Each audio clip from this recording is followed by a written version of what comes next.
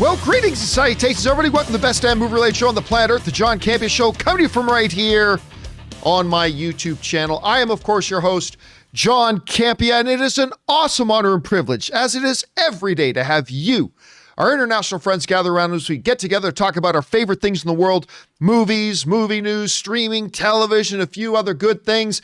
And guys, it's the start of another glorious week. I hope you guys had a fantastic weekend before we got here. And you know we're going to have a fantastic start to the week because we're being joined by the one and the only Mr. Robert Meyer Burnett. Robert, how you doing today, sir? John, I'm doing well. Can I just say I'm also watching this live broadcast on YouTube, and your new studio, your image looks so razor sharp. I mean, it's just, I'm blown away. I'm proud to be on this show now. I guess Not that I wasn't before, but my God. My last lens is great. I was using a Sigma 30 millimeter prime lens at 1.4, and I got almost an identical one, but instead of a 30 millimeter, I got their 16 millimeter prime lens at 1.4, and I slapped it on this camera, and I am just blown away by this lens. Dude, I love this lens. I think it's just can great. I just say, you're already a handsome man, but boy, do you look fantastic on the internet. You know, it's hard. It's a hard choice, me or Michael B. Jordan. I mean, it came down to that for Sexiest Man Alive. It was very, very close. That's why I got the new lens. And guys, hey, listen, I'd be remiss if I didn't say, look, let's just take one quick second, okay? Just one quick second. How about that Tom Brady? He now, put this in perspective, Tom Brady now has more Super Bowls than any franchise in the NFL. The New England Patriots have 6. The Pittsburgh Steelers have 6. Tom Brady now has 7. He has more. He has 10 Super Bowl appearances. I mean, he has more Super Bowl appearances than Drew Brees, Peyton Manning, Aaron Rodgers, and Patrick Mahomes combined. And he's got 7 rings. I mean, he's gone beyond Thanos now, Rob. Like we were joking, he had to get the 6th ring so he could complete the gauntlet. And now he's got the 7th. It's just unbelievable. I never thought they would win the Super Bowl this year, and yet they did. It was absolutely phenomenal to see. Anyway, that was my weekend. I hope you guys had a good one. Now, listen, we have a bunch of things to cover here today, but let's do a little bit of housekeeping to start. First of all, if you're new here, or if you haven't done so already, why don't you take a second, take this opportunity to click on that subscribe button, become a subscriber to our YouTube channel, keep you up to date on all the great things that we've got going on around here. Also, I want to remind you guys, I know you got to get your John Campea Show fix every day, but you can't be in front of a YouTube channel every day. Good news. There is the audio-only version of the show that we put up in the form of the John Campea Show podcast. You can go and subscribe to it on your podcasting app of choice. It's very highly rated by smart and intelligent people like yourself. So go ahead and subscribe to the podcast now. So the audio-only version is there when you need it. Also, guys, quick reminder that most of 2020, a little bit of 2019 and most of 2020, I spent putting together a documentary, a feature-length documentary about movie trailers, and it is called Movie Trailers, A Love Story. And it is available now worldwide, whatever country you live in. You can check it out at vimeo.com/on-demand/movie trailers. Go and check it out. But if you happen to live in the US or the UK, you also have another option.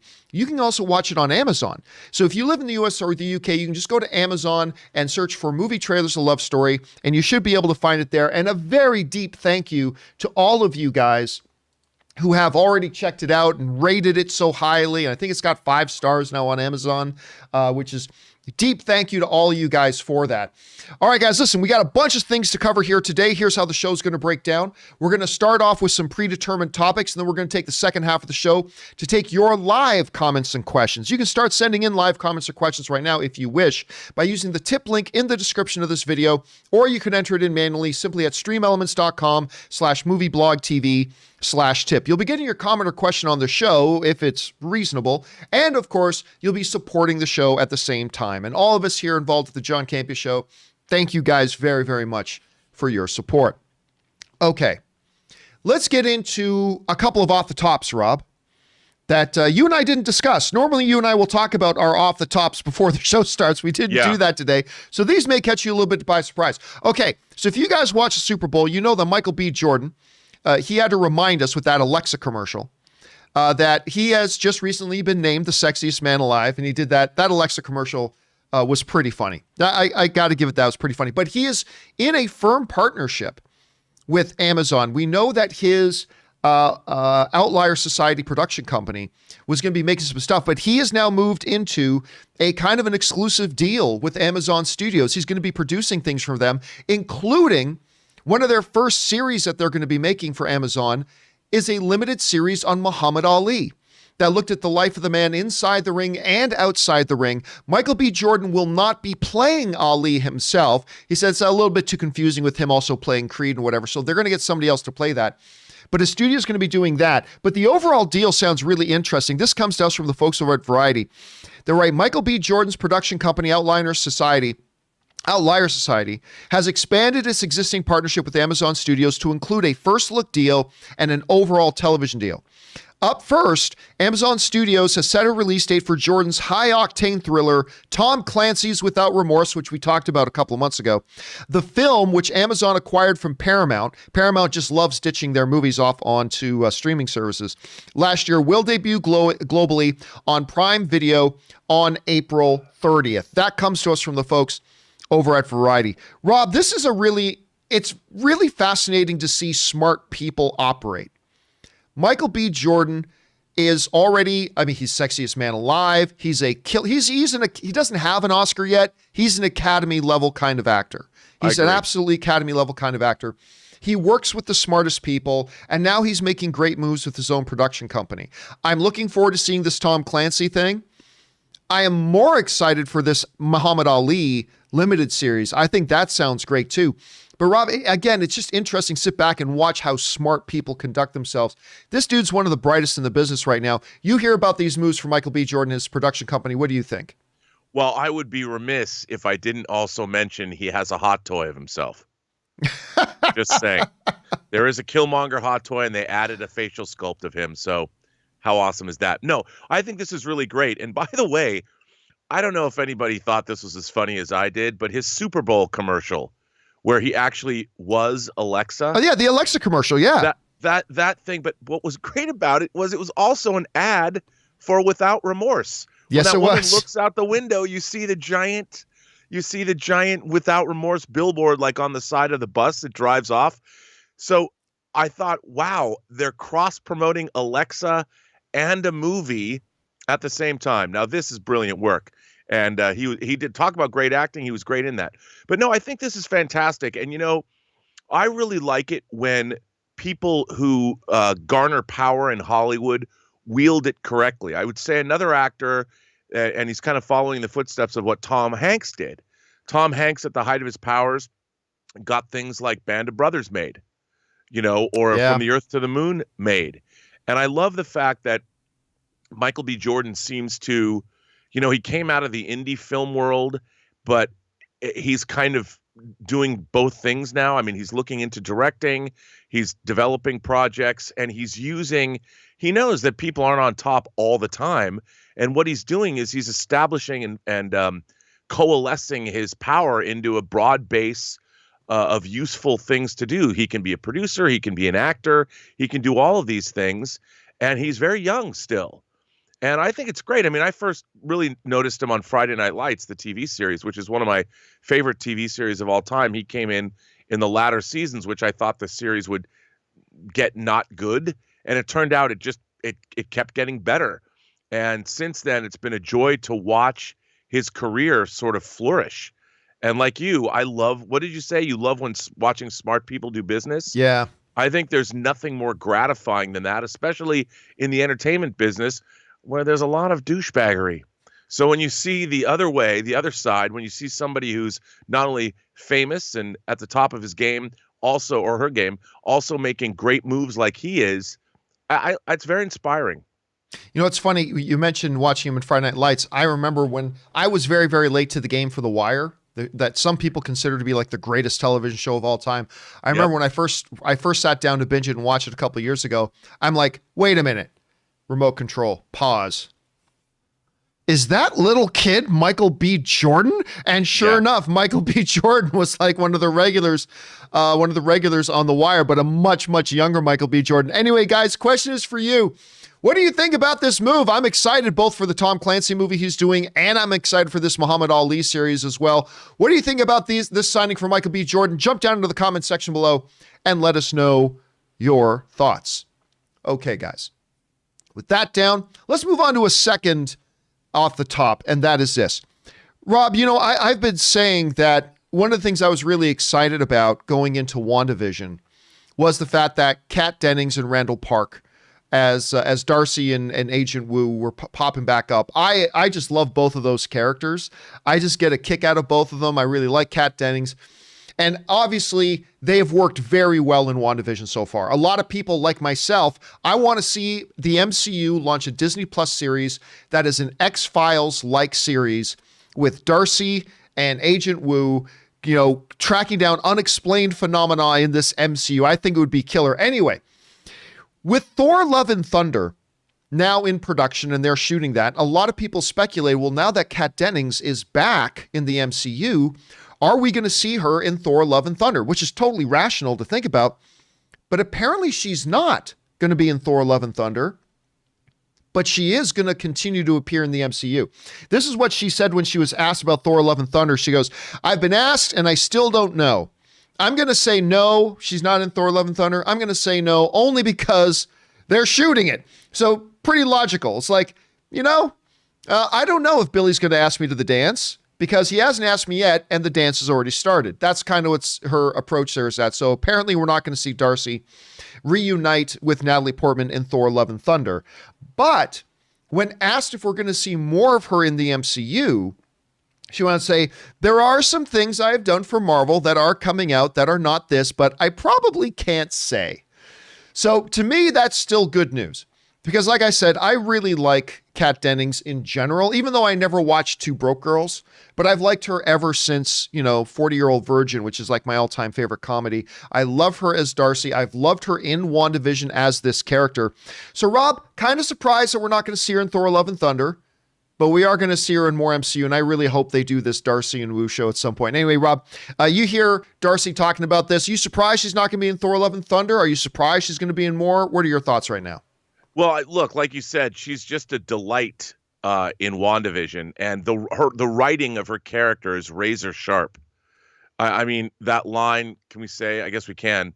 The line when she said they've recast a certain character. Yeah. Well, we can do spoilers for WandaVision at this point. The show came out days ago. When they say they've recast Pietro, I was like, that line was both true within the MCU, but also it was a very funny meta line about the business of Hollywood.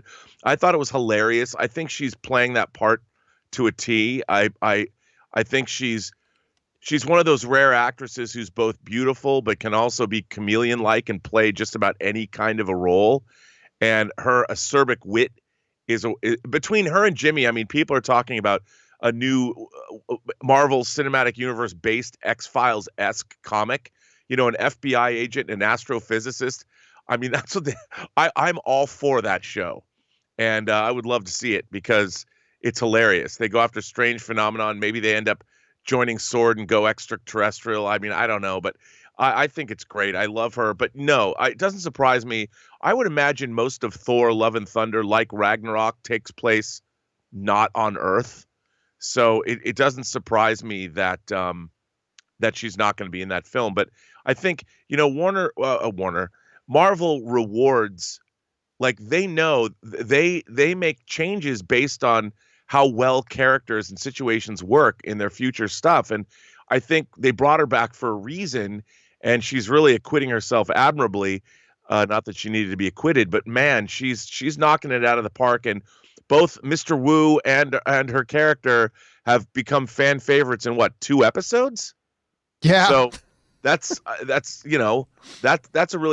testament to her as a performer. You're right. WandaVision's on episode 5. They have literally been in this show for 2 episodes, but it feels like we've been watching them forever in it. Anyway, the question is, guys, what do you think about this? Kat Dennings is saying she's not going to be appearing as Darcy in Thor: Love and Thunder, but she is going to be appearing in more MCU, which is good news to me. What are your guys thinking? Jump down into the comments section below and leave us your thoughts.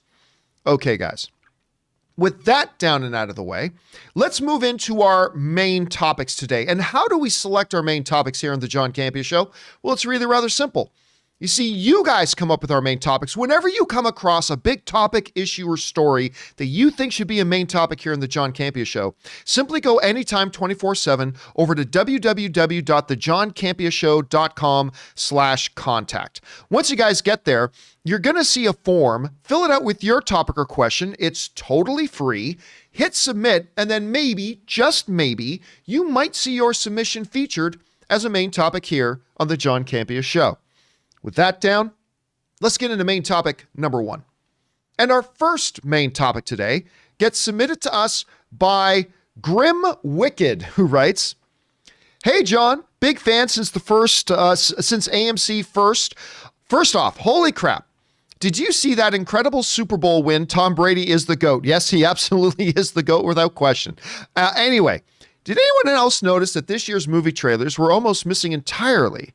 Where the hell is the Mortal Kombat trailer? Thanks, and keep up the filthy." All right, thanks a lot for sending that in, man. And yes, we did just get through the Super Bowl. And there were some trailers, and we'll talk about those in just a few minutes here. But one of the trailers kind of noticeable by its absence. Number one, I didn't totally expect it because it's not a big budget movie and it cost $5.5 million for a 30-second spot of the Super Bowl.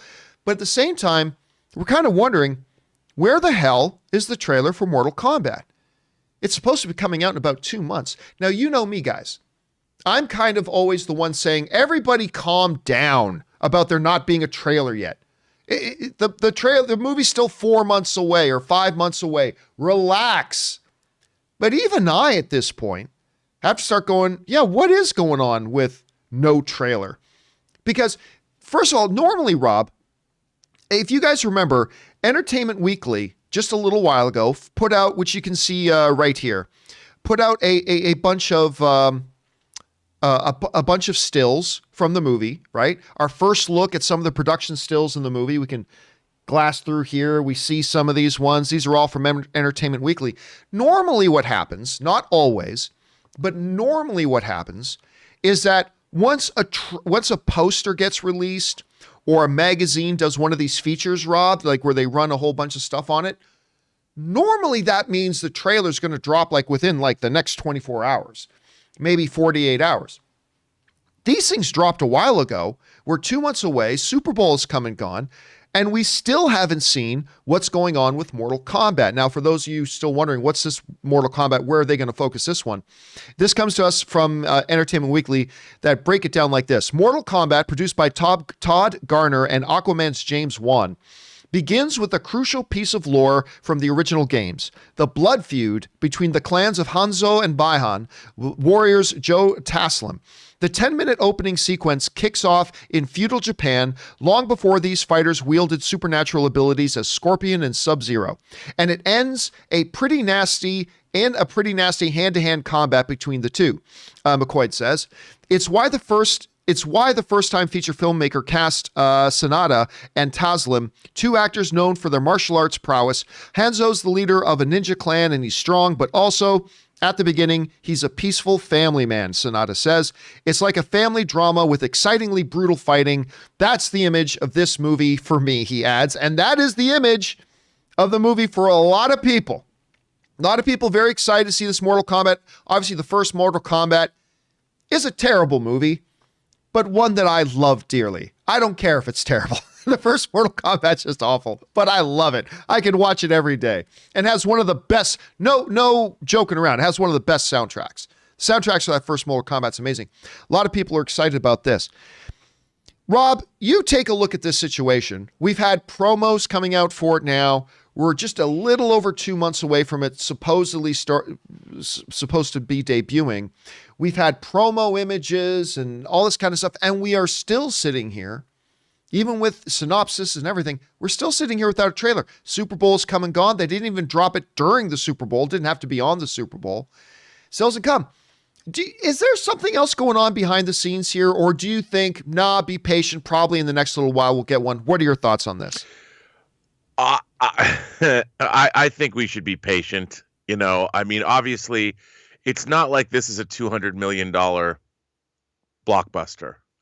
I'm sure this movie was made for a budget, and I'm sure when they roll it out, the Mortal Kombat fans will be there for it, but they probably just don't have the kind of ad budget that other movies have, and they want to hit hard and fast and get in and out quickly, just like a good fatality in the game itself. Yeah, I mean, that's true. That's one of the things a lot of people keep forgetting is that while there are some decent names attached to it, like James Wan is attached as a producer, the reality is it is a first-time director. It is a first-time screenwriter. They didn't have a huge budget associated with this thing. So even though it's a name that we all recognize, Mortal Kombat, the studio probably isn't giving it the big film treatment. But even that said, Rob, I got to admit, it feels like they should have had at least a trailer out by now. You know what I mean? Yeah, no, I agree. Is it supposed to be a theatrical release? It's going to HBO. I mean, it's HBO Max, right? It's the whole it's part of the whole HBO Max, thing. It was supposed to be theatrical. Now it's going to be on HBO Max and in theaters in some places at the same time. So it's supposed to be a both and situation. I mean, I think that with this HBO Max situation, I think they, again, when I was kind of kidding when I said hitting hard and fast, but I think they kind of are. Look, Godzilla versus King Kong is a different thing, but even that trailer, think about it. That movie is going to be on HBO Max and come out theatrically next month. And we recently saw a trailer a couple weeks ago. Yep. So that's a great point. Yeah, and I really do think that that's part of their strategy now because, 6 months out is too far away. What they want people to do is they're like, oh my God, they want the movie in the zeitgeist. They want the movie in people's minds. And then people realize it's here already. I've got to sign up for HBO Max or I'm going to go to the theater. And if they had waited 6 months like a normal theatrical release, it's sort of a slow burn. They release multiple trailers and you get opportunities to see these things, but I think they want to make a big splash. And once they've made that splash, the movie's available within probably 45 to 60 days. Yeah. So I think their new paradigm also has a new ad marketing paradigm with it. That's what I would assume. It'll be interesting to see if it has what kind of impact that has. Question is, guys, what do you think? We're not long out now from this Mortal Kombat movie. Are you somebody who's been looking forward to this one? Maybe you're like, it's Mortal Kombat, guys. What's there to be excited about? Or maybe you're really psyched about it. Are you surprised we haven't seen a trailer yet? When do you think we're going to get one? Jump down into the comment section below and let us know your thoughts. All right, guys. With that down, let's move into main topic number 2.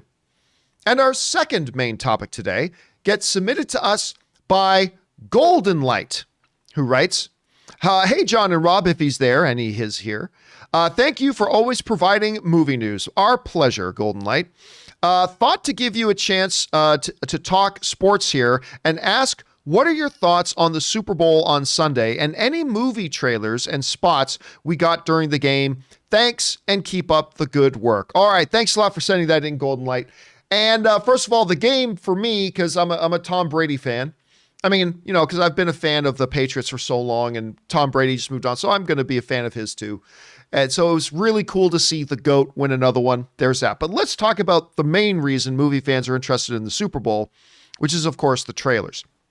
There weren't as many trailers, and that shouldn't be surprising given the state of the world right now, but there weren't as many trailers as normal, but there were still some notable ones for us to take a look at. First of all, there was the new Fast and Furious 9 trailer. Rob, I'm going to want your thoughts on all of these, but I'll start off here. Fast and Furious 9 trailer was a complete, utter waste of time.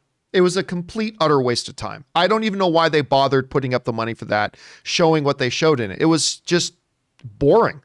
I just can't believe they put, like the old trailers they put out were far superior. Far superior. This thing was a complete, utter waste of time, this little Fast 9 thing. Another nobody spot, which I can't believe. Look, there is no getting around. Nobody is an absolute John Wick ripoff. There's no question about it. It is an absolute John Wick ripoff. And it's not just because it's being made by a couple of the same guys who made John Wick. I mean, they're unapologetic about it, but I don't care. This thing looks awesome. I cannot wait to see this movie. And so the spot did get me a little bit more excited. The Raya and the Last Dragon spot was not bad. It wasn't bad. It's not as, Rob, when I came out of D23 when they announced the Obi-Wan series, I said, listen, they just announced Obi-Wan at D23 and all these other things, but the thing that got me the most excited was their previews for Raya and the Last Dragon. It was awesome. Yeah, I mean, their preview for it was awesome. I've lost some enthusiasm for it, and this spot wasn't great, but it was pretty good. It was pretty good. The old trailer, the new movie coming from M. Night Shyamalan, looked really interesting. Yeah. I mean, I think that's the best word I know how to apply to it right now. Interesting. Like I didn't watch it and go, oh my God, I can't wait to watch it. But I looked at him like, I'm dying to know what's going on here. Yep. And really for a first trailer, that's a good job. So mark me down as really looking forward to an upcoming M. Night movie. Falcon and Winter Soldier, I thought was great, but we'll talk about that one more in depth in the next topic. So we're going to kind of brush over Falcon and Winter Soldier. The Clarice spots were terrible. Not much on there. I don't watch Yellowstone. I'm not saying it's good or bad. I've never seen it, but they did a little preview spot for an upcoming spin-off show, a prequel series called Yellowstone 1883. It was just a little thing. I don't care if you live or die, but if you live, tell people what I did. Okay, that sounds kind of neat, but I don't know much about the show.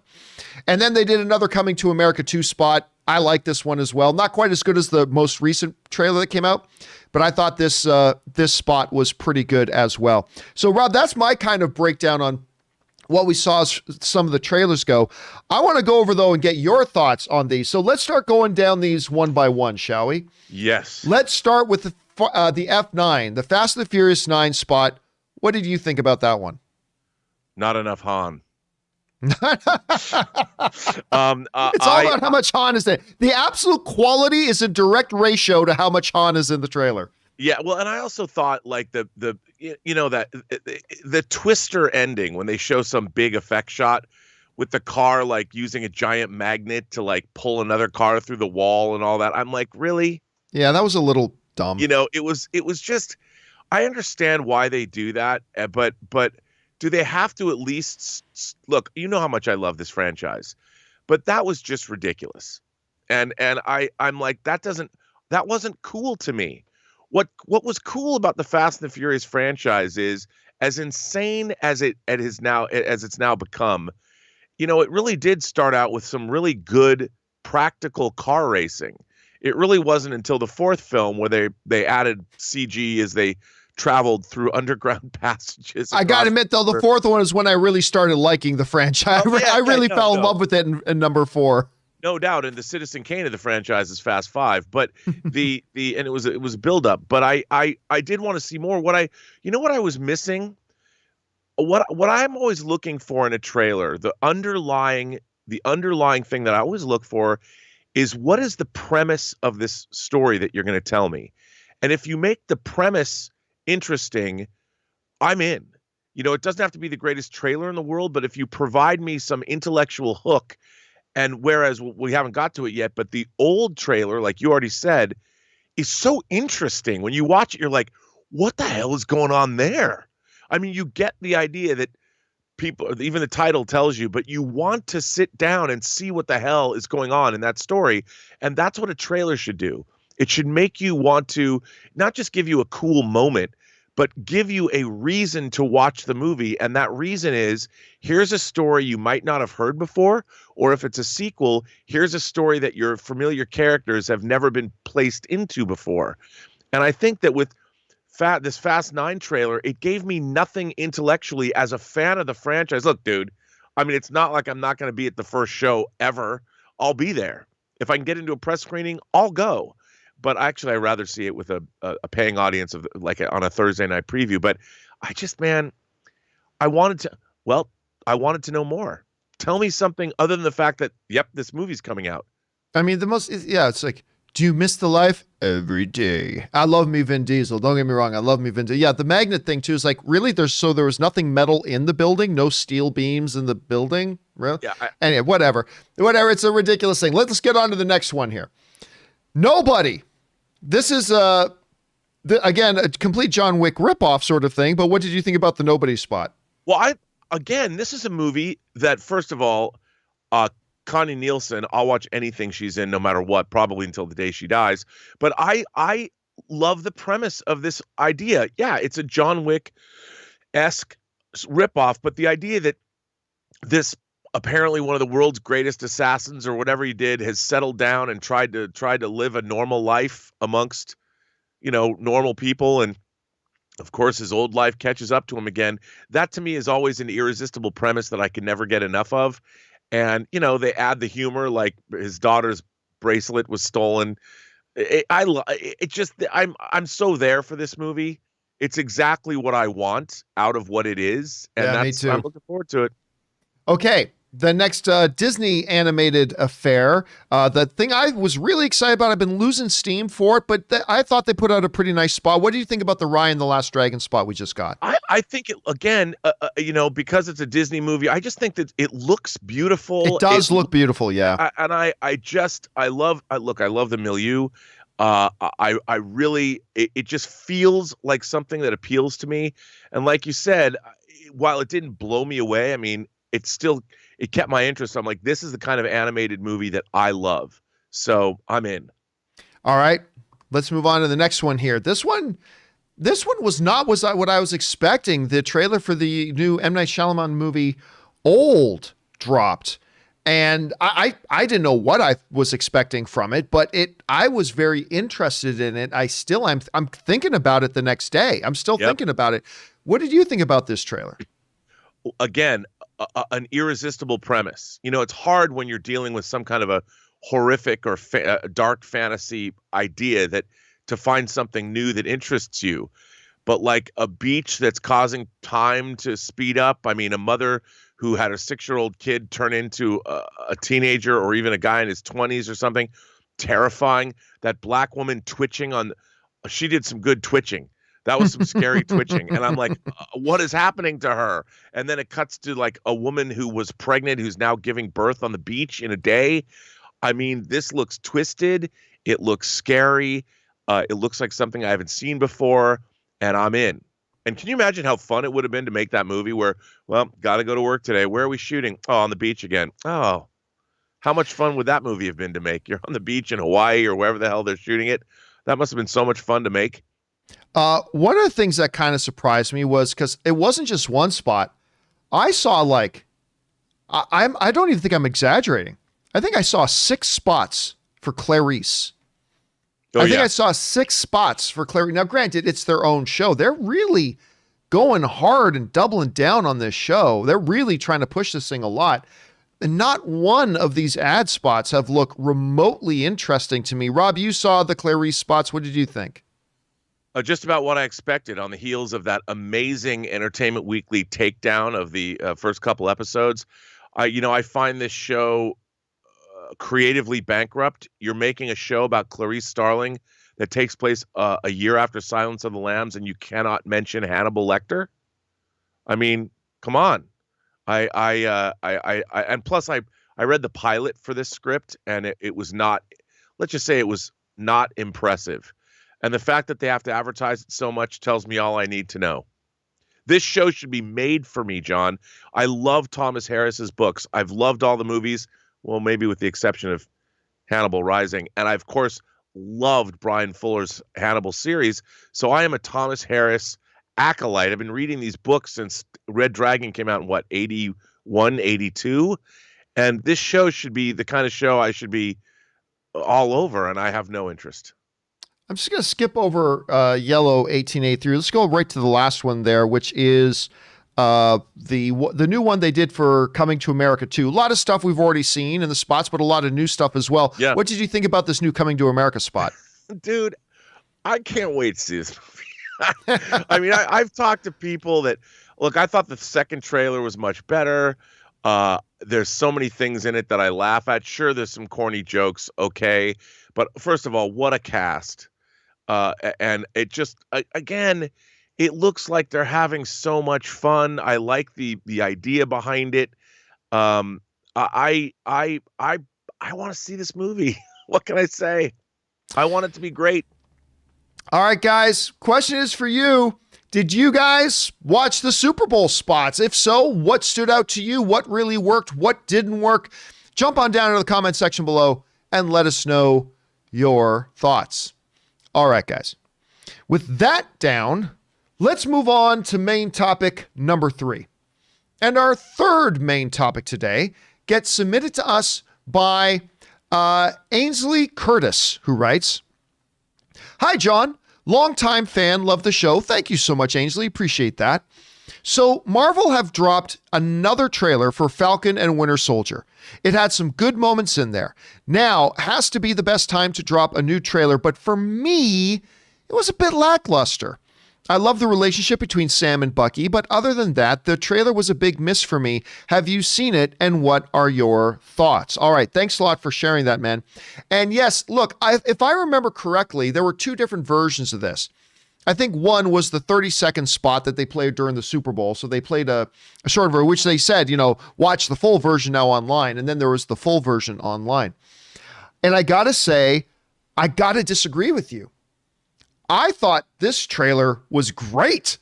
I loved it. Now, listen, I was a little bit nervous going into it because for you guys who watch the show, you know that out of all the Disney Plus MCU shows coming, from She-Hulk to Miss Marvel to Moon Knight to War Machine to even WandaVision that's out, Falcon and Winter Soldier is the one I have most been looking forward to.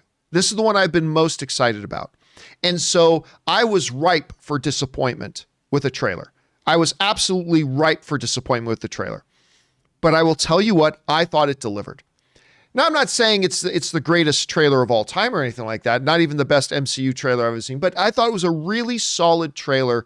I love seeing both Sam and Bucky kind of with the shield at different points.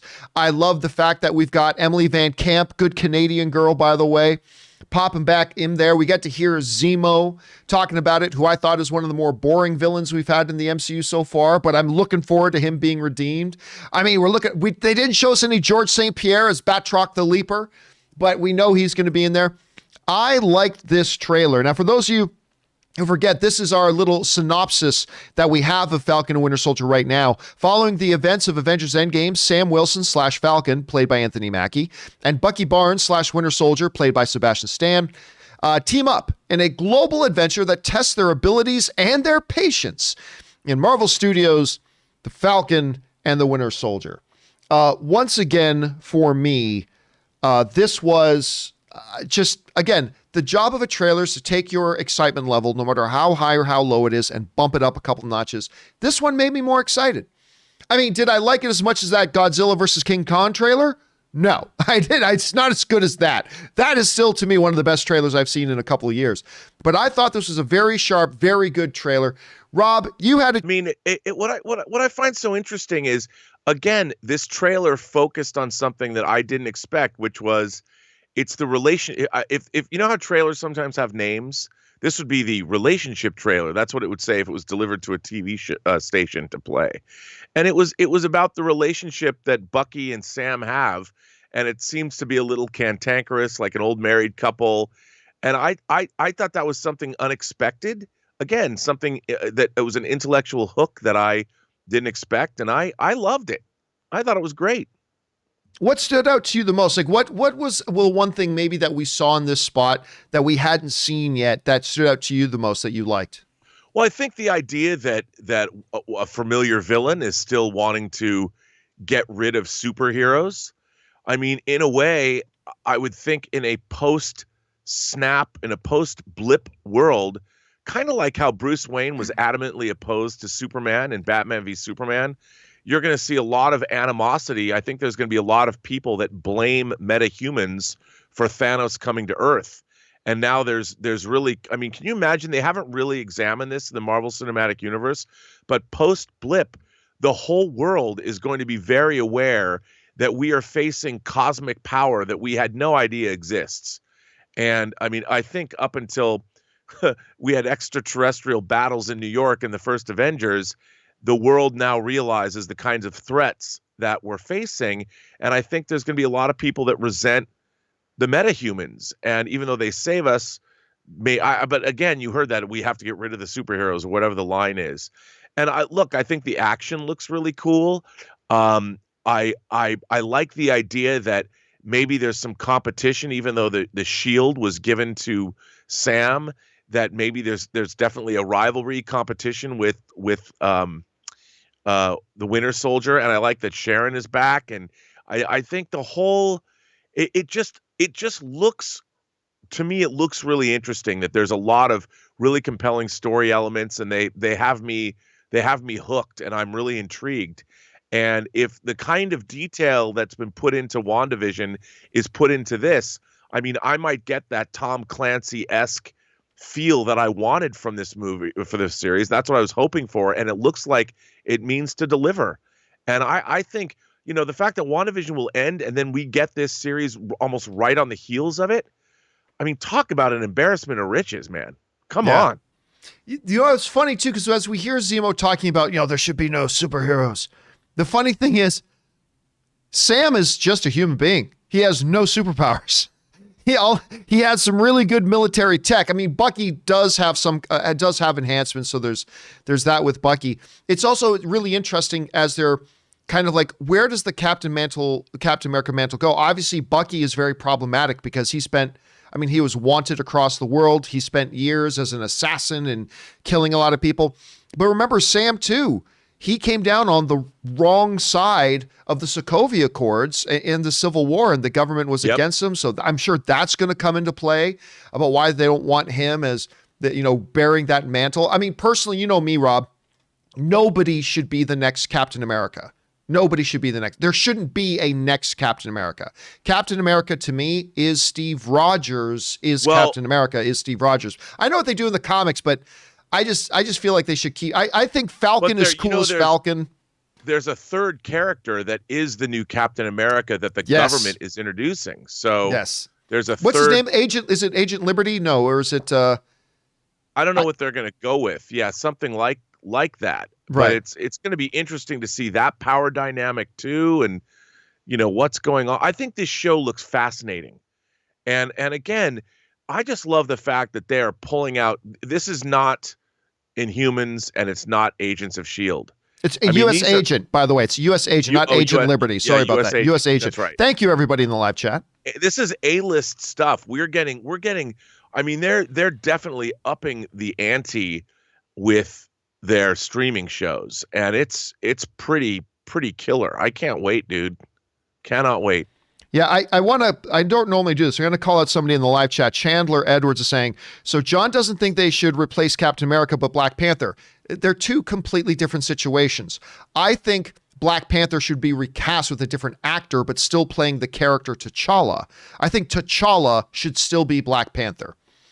And I'm fine if they want to recast Chris Evans and say somebody else playing Steve Trevor, but I think the character Captain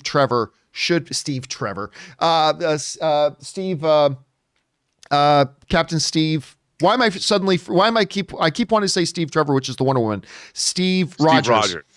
I think Steve Rogers should be. I think the character Steve Rogers should be Captain America.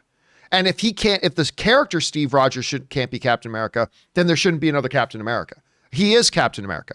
Whereas T'Challa isn't the only Black Panther. T'Challa was just the most recent in the line of Black Panthers. I still believe they should have recast T'Challa, but anyway, there's that. And I'll probably say Steve Trevor like 55 more times before it's all said and done. Anyway, guys, question is, what did you think about the trailer for Falcon and Winter Soldier?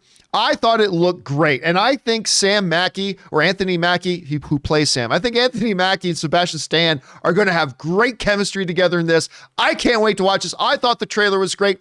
Maybe you're like the person who sent in the question. Maybe you were kind of underwhelmed by it. Maybe you're still kind of in a wait and see pattern. Maybe you just didn't like it at all. Whatever you felt, jump down into the comment section below and let us know your thoughts. Okay, guys. With that down, Let's now move on to the part of the show where we take your live comments and questions. Once again, if you want to send in a live comment or question, simply use the tip link that's in the description of this video, or just go to streamelements.com/movieblogtv/tip. You'll be getting your comment or question on the show. If not this one, then probably in the next companion video. And of course, you'll be supporting the show at the same time. Now, I'm going to let you guys know, and I did this little disclaimer before too. For those of you who are waiting for the follow-up to our WandaVision episode 5 open spoiler discussion, it was supposed to go up on Saturday, and I apologize for the delay. You guys know that.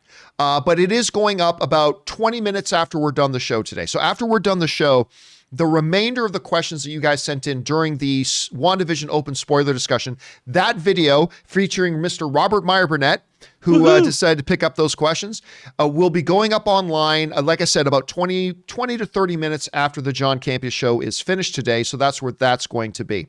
But also, I know a lot of questions that you guys sent in for the John Campea Show to the tip link are also involving Wanda. So I'm going to let you guys know, in case you haven't seen WandaVision episode 5 yet, which, I mean, guys, the show came out Thursday night. I mean, if you're into the show, you probably would have watched it by now, but I'm just going to let you guys know there are some spoilers questions coming up here sent into the John Campea Show regarding WandaVision episode 5. I just want to give you guys a little bit of heads up on that because I respect you guys. All right.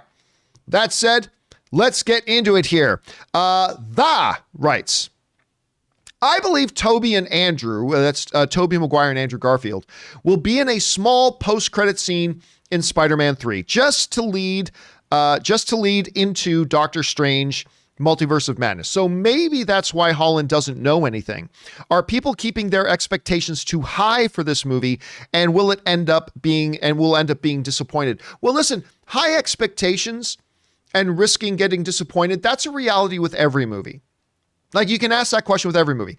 I don't hear people getting expectations outrageously high for Spider-Man 3. I think I see a lot of people getting very excited about it. I don't see like the expectation levels that we had for Endgame or that we had for a number of other things like that. But high expectations are always a risk. And I think that's a possibility, that maybe it's a post-credit scene. Either way, I think Andrew and Tobey will appear in the movie, but I believe it's going to be a small role. I don't think it's going to be big. And that's why I still believe that Tom Holland is lying a little bit when he says he doesn't know if they appear in the movie. I think he does know. But there is a possibility, yeah, that maybe it's because it's such a small role, they didn't even let him in on it. It's possible. Let's keep our eyes open for that. All right, next up. Carpri Grant writes, 3-3, and we got through the first couple in the companion video that went up yesterday, but Wanda could be used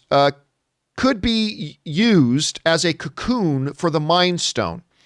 And as it gets closer to being reborn, Wanda's power gets stronger. Thus, she is in control of most things, but the Mind Stone power itself indiscriminately acts on its own outside of her control. All right, I love this. Rob, for those of you who missed this on the companion video yesterday, this, to me, is a great theory. I'm not saying I buy into it, but it is a great theory.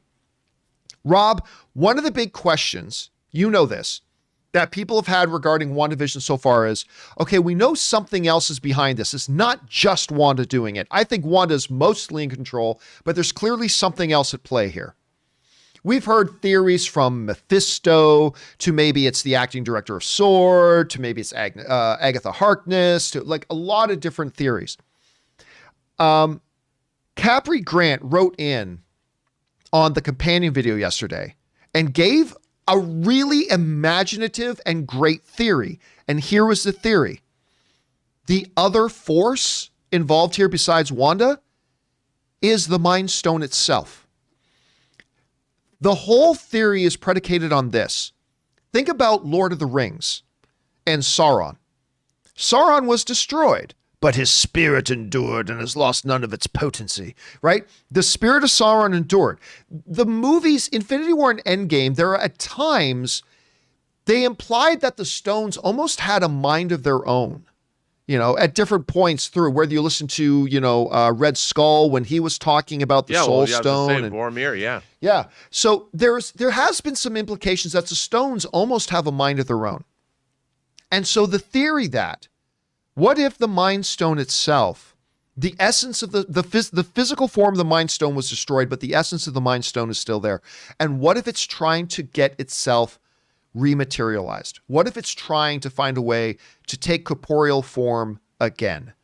And in order to do that, it uses Wanda, who a lot of its essence resides in her, and is trying to create this thing or be that force behind it. Much like, the ring would influence in Lord of the Rings, would influence people towards certain things. Now, look, there are problems with that theory. There are. But I gotta say, personally, it is my favorite theory that I've heard so far, even though I hate the idea of the MCU after 11 years and 20 plus movies still having an Infinity Stone as the centerpiece of your story. I hate that, but the theory is very cool. Like I when I really thought about it after they wrote it in, I thought about it last night after the Super Bowl II. I thought, that could be some like real meta shit right there. Like that could be, because, she says, she's speaking to her kids. She says, I do have a brother. So the Mind Stone is like, okay. When the Mind Stone manifests a version of brother, again, there are question marks. But Rob, I'd be excited to hear, what do you think of Grant's theory there? I actually think it's pretty cool. What do you think? Dude, like you, I have not heard that until just now. I think not only is that a great theory, I think it's far more along the lines of, of what this series is actually about. Because if you're really dealing with, and if you think about that, let's go even further. The fact that Vision, who has, basically been destroyed, Vision was given life by the Mind Stone. And for the very first time, like you said, if the Mind Stone has if the Infinity Stones have some spirit, have some sentience or some kind of intelligence behind them, for the very first time, the Mind Stone being in Vision allowed this entity or whatever to have a life, like to be alive, to experience what it means to be walking amongst sentient beings. And what Vision allowed the Mind Stone to have for the very first time is a universe and people, and maybe to know love or whatever. I love this idea. I think this idea is fantastic. And the real question is, when you ask yourself, there's so many questions about this show that people aren't asking. Like, did Wanda grow up in Sokovia watching sitcoms? Like, why sitcoms? Why not dramas? Is it because, like, why didn't she grow up in like the 8 is Enough house, where that was a very nice place to grow up? I mean, like sitcoms there.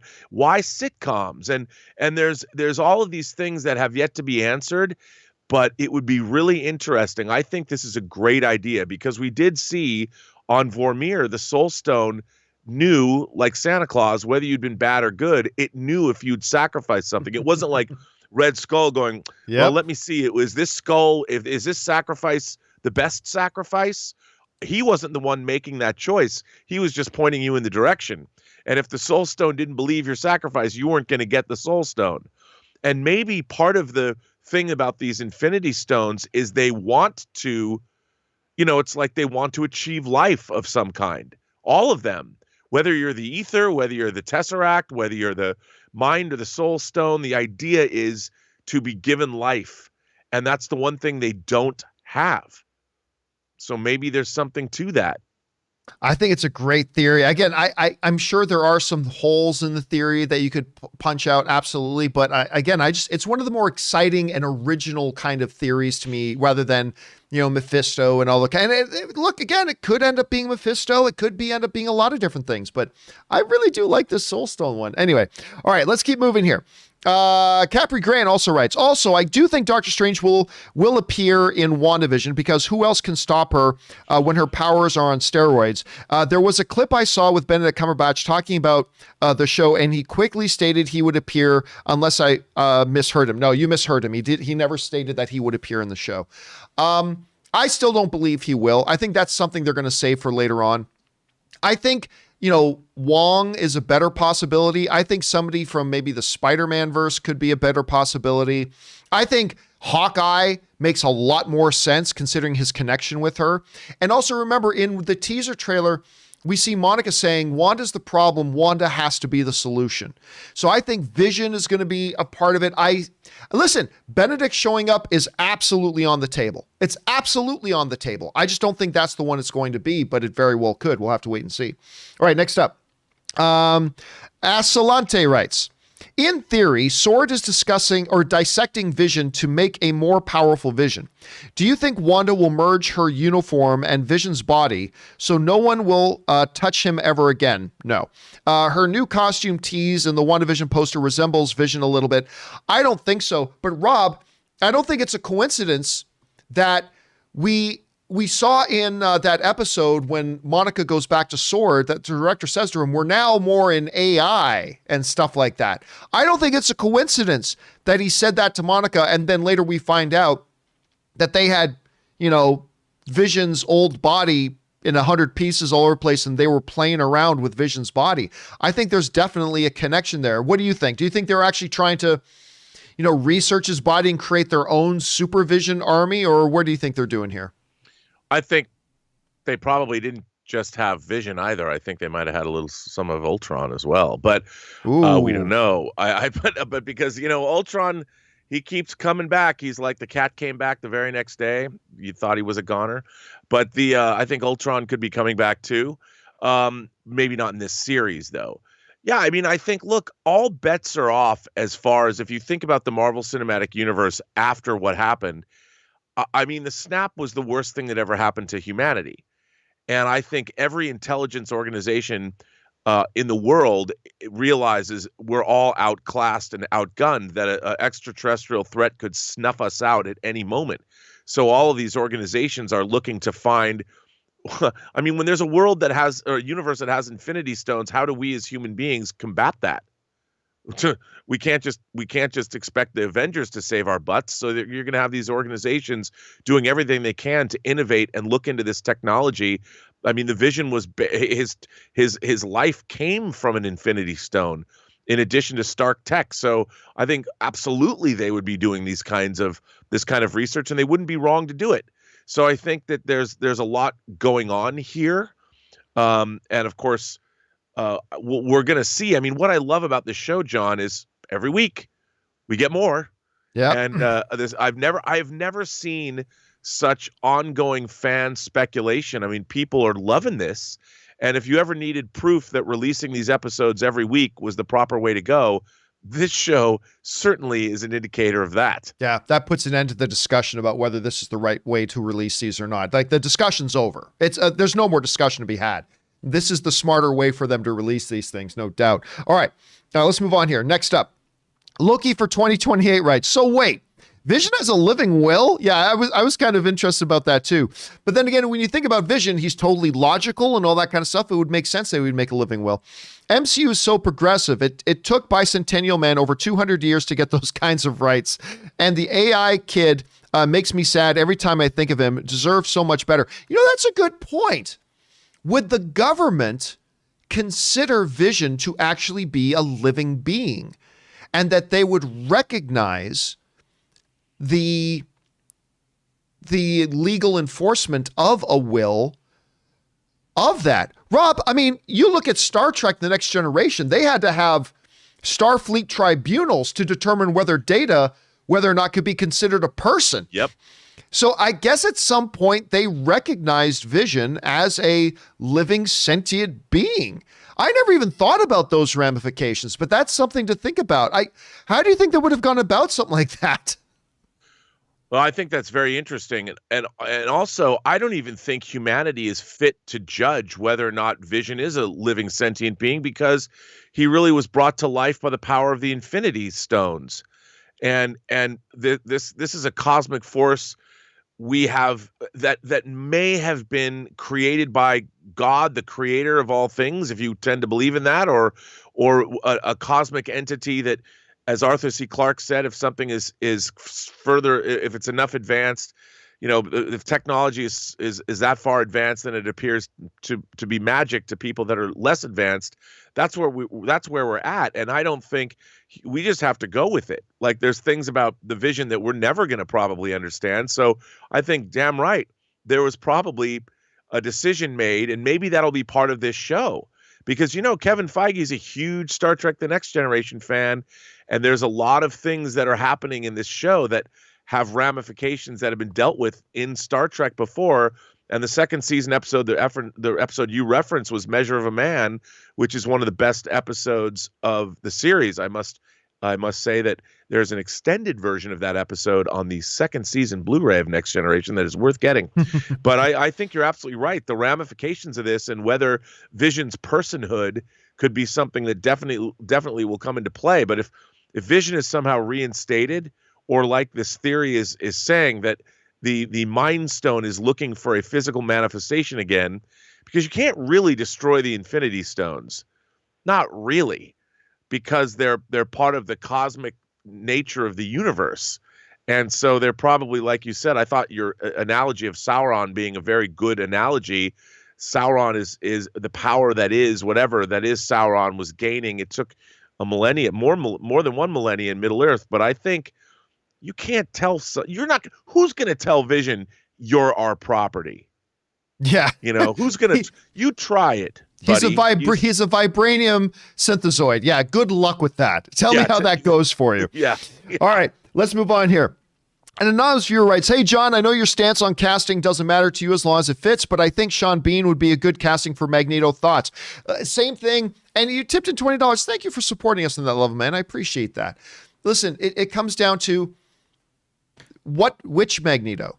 What Magneto would Sean Bean be a fit for? See, here's the problem. Again, and I've explained this before. Let's look at Joker for a second. You have Jack's Joker, Heath's Joker, Jared's Joker, Joaquin's Joker. They're all completely different, unique characters. One Joker was not like the other. They were all very, very different types of Jokers. Like, Heath Ledger fit that Christopher Nolan Joker perfectly. That's why Nolan casts and the fans don't. Because he knew, while everybody else in the world was screaming, "The Brokeback Mountain Boy is going to be Joker," while everybody else was screaming that, Christopher Nolan was like, "I know the Joker I've written, and none of the audience does. I know the Joker that I've written, and I know that Heath Ledger is the right fit for that." But would Heath Ledger have been a good fit for Jack's Joker? Probably not. So that's why when we say Sean Bean would be a good casting for Magneto, but the question is, which Magneto? Like, we don't know how whatever screenwriter is going to be writing Magneto in the future for the MCU. We don't know what that specific Magneto is going to be like. So maybe Sean Bean would be a good fit, maybe he wouldn't. Without knowing what that character truly is and how it's going to be manifested on the screen is impossible. That's why when people ask me, "John, what do you think about X actor playing X role?" I go, listen, all I care about is, are they a good actor? And then I leave it up to the people who wrote the scripts and the directors and stuff like that who know the script as to whether or not that person would be a good fit. So is Sean Bean a good actor? Oh, damn right he is. He's a fabulous actor. So if they were to announce him as the next Magneto, I'd be all excited. But I can't say he'd be a good Magneto because I haven't seen a script.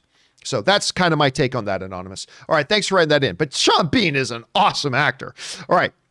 Welsh Dynamo writes, "Hey, John, forgive me, but I cannot for the life of me remember the name of the lady that was on your show in the early days. She used to read out the main topics. She was just wondering how she's doing and if she'll make a return one day." Well, I mean, there was Chris Carr. Depends on how far back you're trying to go, right? It depends on how far back you're trying to go. So I'm going to assume that maybe you mean Chris Carr because she did that for a while. So, and hopefully we'll be able to, I'm not really sure. Here's the problem right now, just to give you a little bit of inside baseball here for those of you who are familiar with the show, is that Chris stopped coming on the show because of the COVID thing, and she was kind of a high risk person. That's how she described herself with the COVID thing. And we tried doing a remote thing with her, and it didn't really work well. Now, it's going to be a little bit more tricky having Chris come on the show when things clear up, because now I live an hour away. So I hope we're able to make something, because I love Chris Carr. I love her. She's just a meat bag of joy. She is a meat bag of joy walking around. I love her. So we're going to see if we can make that work. Now, before Chris, there was Ashley Whalen. And she is, I mean, I still interact with her stuff on social media with Instagram stuff. She's busy.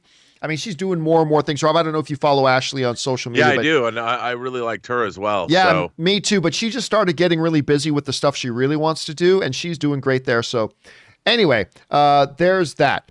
People are asking me, meat bag. Yeah, that's things. What's, like supernatural, some creatures would refer to human beings as meat bags. And sometimes like android characters will refer to humans as meat bags. So that's what I mean. She's a meat bag full of fun. Anyway, that's what I meant. Anyway, so there's that. Thanks for that, Welsh Dynamo. Next up, Brazilian dude writes, "Hey, John, I know you don't think Mephisto is the big bad in WandaVision. It's possible. I don't think it is, but it's possible. But if he indeed shows up, do you think Marvel would get really well-known actor to play him? For some reason, I keep thinking Al Pacino shocking us all by playing him in the finale." Well, here's the thing, Rob. I remember a number of years ago, Al Pacino watched something in particular. It might have been one of the Captain America movies. I can't remember. And I remember him saying that he'd be into doing something like that or whatever. So there's been some speculation that we could see Al Pacino pop up. And then, of course, we heard Paul Bettany in an interview a while ago saying, oh, this series gave him the opportunity to work with an actor he's always wanted to work with. I suppose Al Pacino would fit that possibility. So listen, no, I don't think we're going to get Mephisto. But if Mephisto shows up, which is a possibility, I think Al Pacino is as valid a guess as anybody. I don't know, Rob, what do you think? I like you said, it's anybody's guess. I mean, who's to say? You know what, John? Nowadays, I don't put anything past anybody. You know, we live in an age of wonder, as I'm always saying on this show. So why not? Maybe. Who knows? Why not? Maybe. Who knows? All right. Kelva UK writes, WandaVision, can we talk about the significance of the drone belonging to Stark Industries? How did Sword get their hands on it? Is it from Tony's era? Longtime fan from AMC days. Keep up the good work. Tony's Stark Industries still makes stuff. I don't think they make missiles or rockets, but they still make stuff. So I don't know. It seems to me like that's not that far of a stretch, that they probably bought one thing and then armed it themselves because, Tony didn't want to make weapons anymore. Right. Other than his own weapon, his magical nanotechnology suit. But to me, it's not much of a stretch. Rob, what do you think? No, I agree. I mean, it's weaponizing a drone is not something that is out of the realm of possibility. And obviously, Sword is made to their whole existence coming on in the wake of Captain Marvel and learning about the Kree and the Skrull, or do they know? Yeah, both of them. Yeah. This is an organization that suddenly is thrust into, we have extraterrestrials on Earth that don't even like each other. So we better be ready to improvise. And, I think Stark Industries was probably making some of the most innovative tech that they possibly could. And remember, Tony never went anywhere during the blip, and they're still making technology. So it doesn't surprise me that Sword was buying some of the best available tech and modifying it to their own purposes. So absolutely, why not? Absolutely, why not? Okay, let's keep going here. Next up, Welsh Dynamo says, hey, John, not sure why my last tip went to the wrong video. Apologies. I haven't got the hang of the tipping feature yet. By the way, I'm going to point this out because there was some confusion with some people, but I'll lay it out again. When you're sending in a question for the John Campea Show, you use the tip link that's in the description of this video. Of course, I bring it up all the time. It's this one here at streamelements.com/movieblogtv/tip. But when we do spoiler videos, like the Mandalorian episode spoiler discussions, or the WandaVision episode spoiler discussions, or the play-in chats, when I do play-in chats, and play-in chats are returning, then the way you send in questions for those is in the live stream using the super chat feature. So we have the super chat feature disabled while we do the John Campea Show, so you don't accidentally send in questions that way. But then for spoiler videos, you do use the super chat feature and not the tip link. The reason we do that is so that we have a way to organize which shows questions were sent in for. Because if we just took them all via the tip link, then we would never know, was this question meant for the John Campea Show or was this question meant for the WandaVision spoiler discussion? So that's why we kind of separate those two that way. But most of you guys know that. Most of you guys do it the right way. But thank you, Welsh Dynamo, and I hope that clears that up. Regarding WandaVision, I am slightly frightened for the world if it all goes wrong for Wanda at the end. She is scary. Oh, listen, Rob, I've been saying from the beginning, this ain't going to end well. This ain't going to end well. No, this is going to be bad. I mean, it's going to be good for us as audience members, but it ain't going to end well.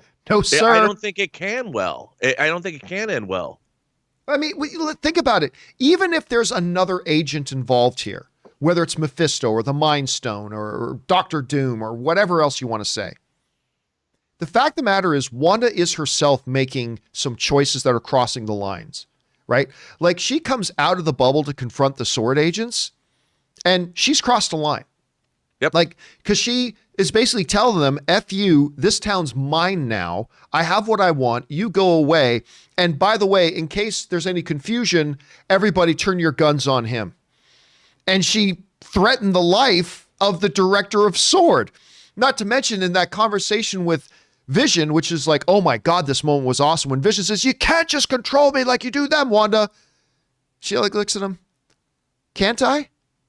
Fuck me. It's like, that's a bad relationship. Oh no, she's like if you're Vision, you get out of that relationship. She's full on psycho, around the bend, lost touch with reality. I mean, and here's something else, John.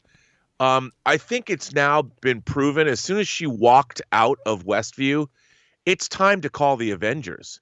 Yeah. Someone's got to make a phone call because this is a potential extinction level event.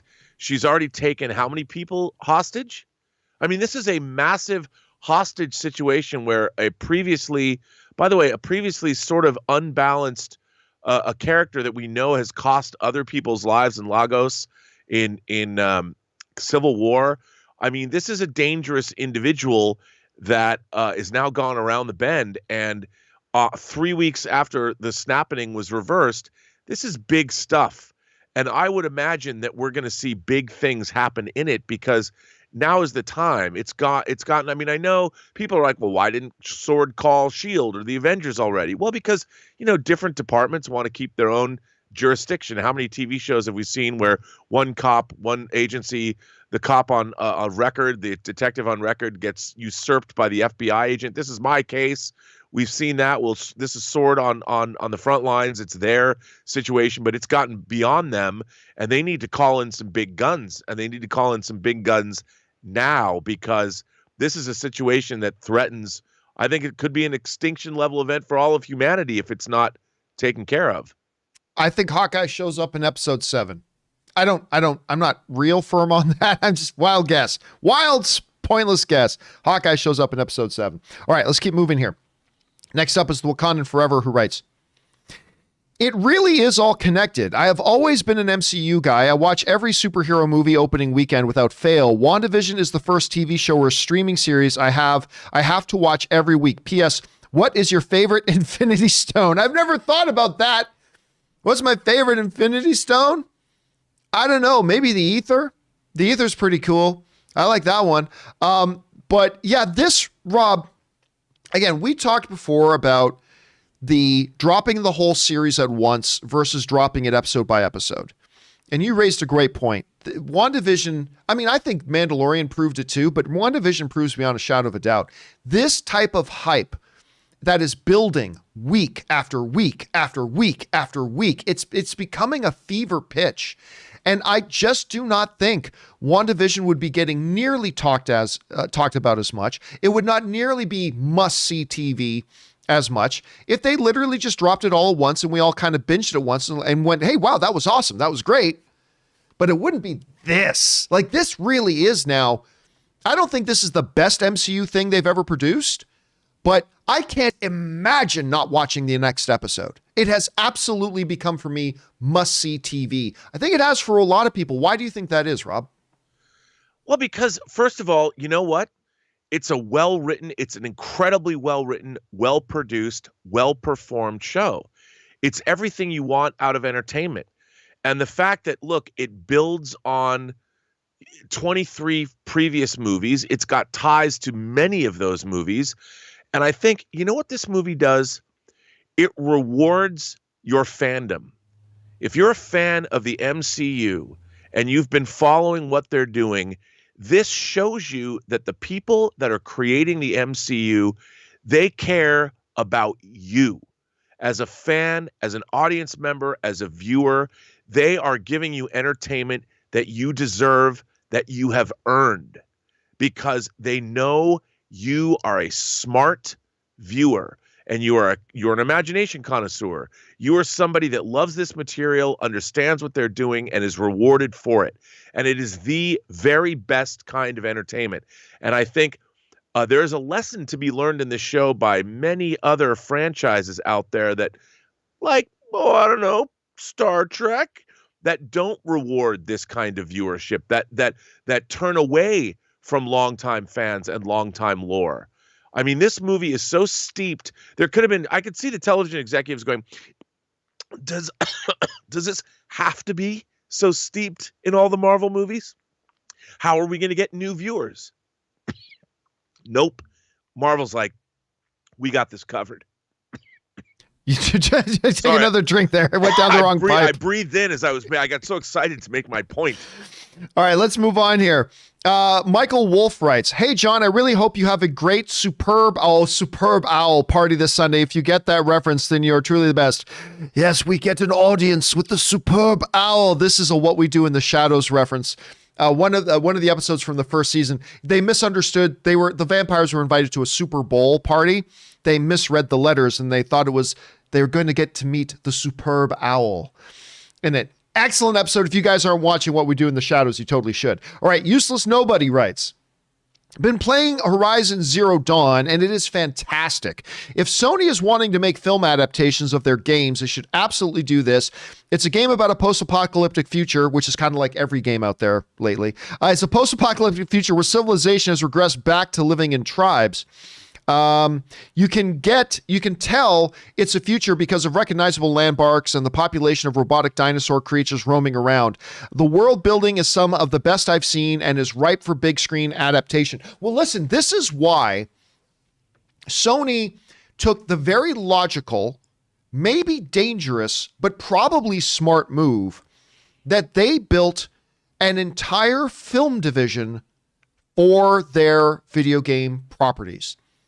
They got out of the idea of just taking video game properties and licensing them out or even handing them over to their studio division.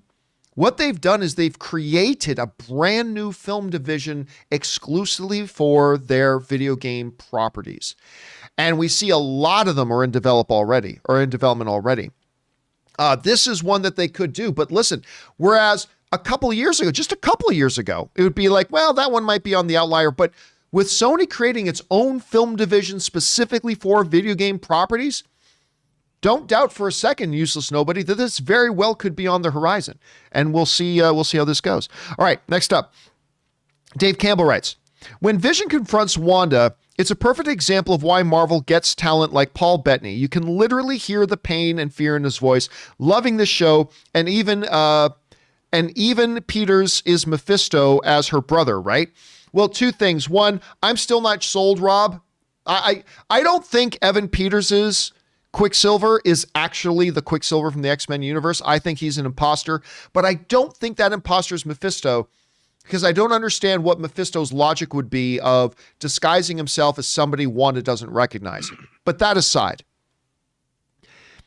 Dave Campbell brings up an interesting point about Paul Bettany's performance, why they go out and get actors like this.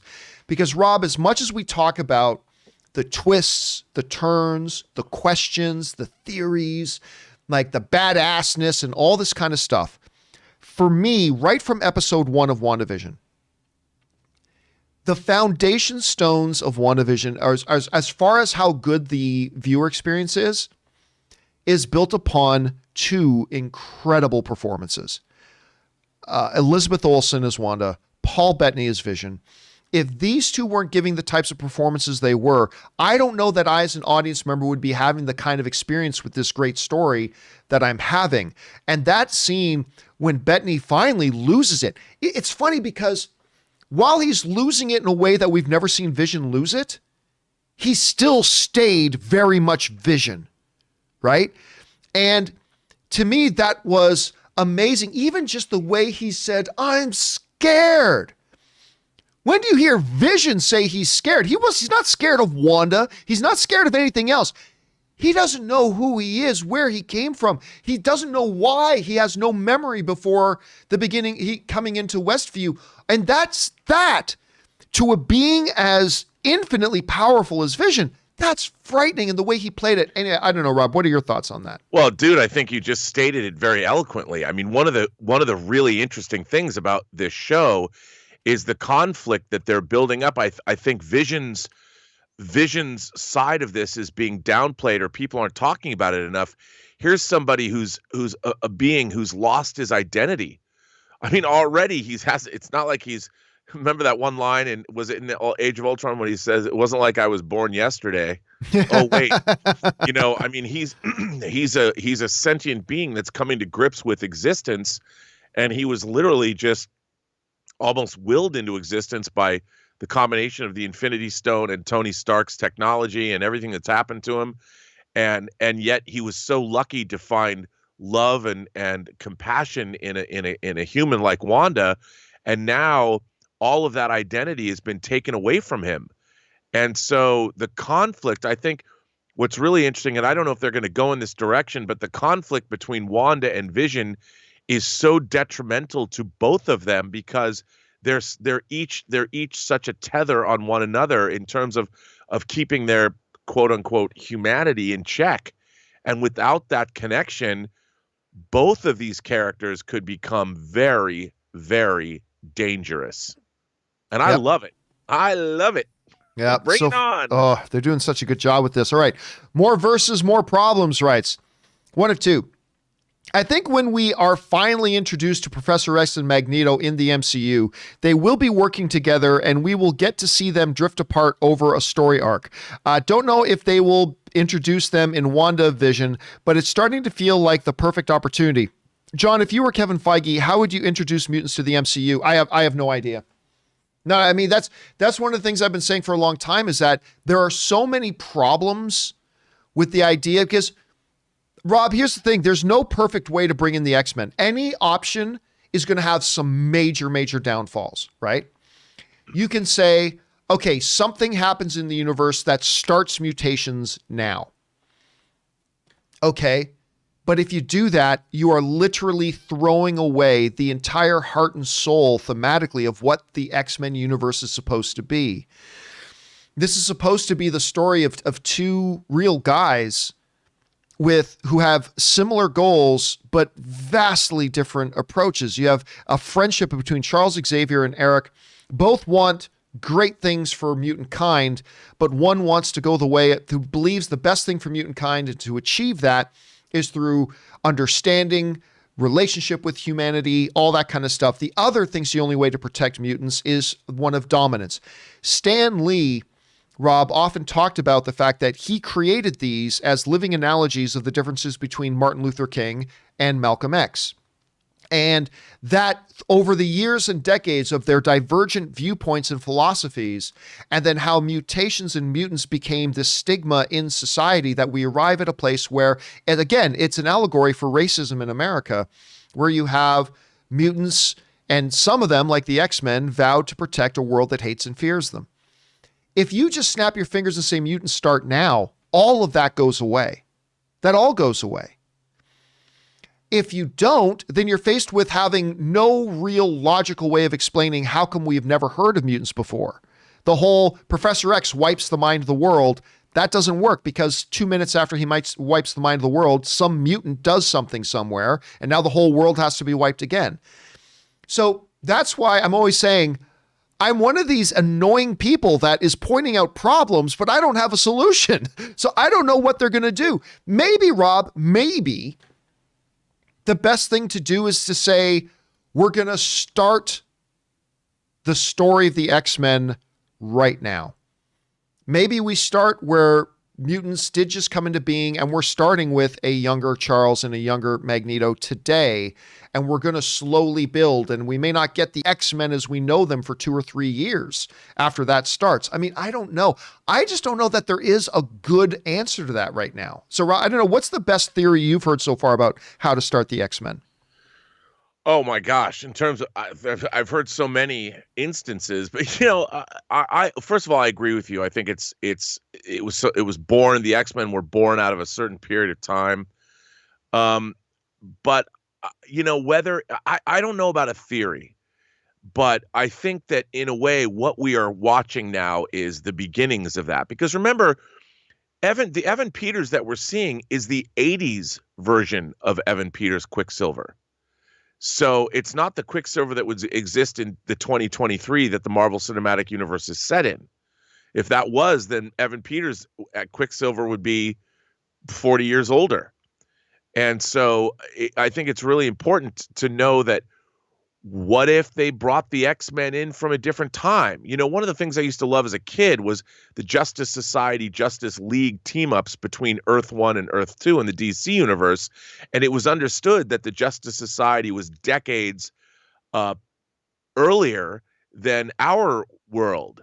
Maybe they're going to go someplace in that direction where literally maybe that's where they're going to get Fantastic Four from too. I don't know that there's a time rift or something, but I think that with the X-Men, whatever it is, I think this show, WandaVision, is telling us they know how they're going to do it.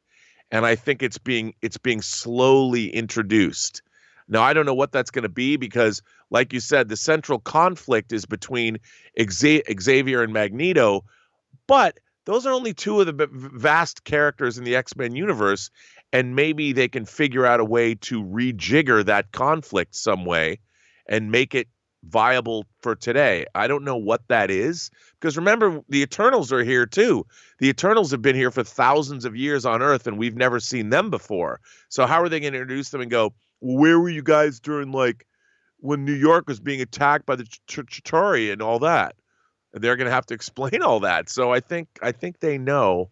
I just don't know what the answer is. Don't forget, though, with Eternals, there's a difference between a handful of Eternals and thousands of human beings. I know. But I mean, it's probably, I'm like you. I have no answer. It's going to be interesting to see how they do it as they move forward. Speaking of moving forward, Rob, we've kept you longer than normal. So listen, dude, thanks a lot for being here today. And we know you got stuff you got to do. John. Again, congratulations on everything going on with Tango Shalom, which everybody, make sure you go and check out the Tango Shalom trailer, which is online, a movie Rob's been working on for a couple of years. And in the meantime, Rob, where can people follow you and all your goodness online? Well, if you live in the San Diego area, Tango Shalom does start playing on Thursday virtually as part of the San Diego Jewish International Film Festival, so you can just watch it online if you want. And right back. But you can find me on Instagram at Robert Meyer Burnett, find me on Twitter at Burnett RM, or find me on my own YouTube channel, The Burnett Work, on my show, Observations. All right, guys. Thanks a lot for being here, Rob, and we will talk to you soon, my friend. Have a good one. All right.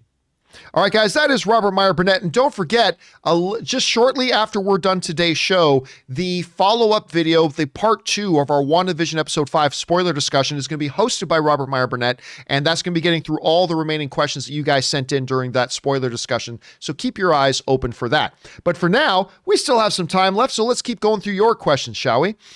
Troll Dinosaur writes, did you notice that when Wanda left the bubble, she got her accent back? Are there multiple Wandas? No.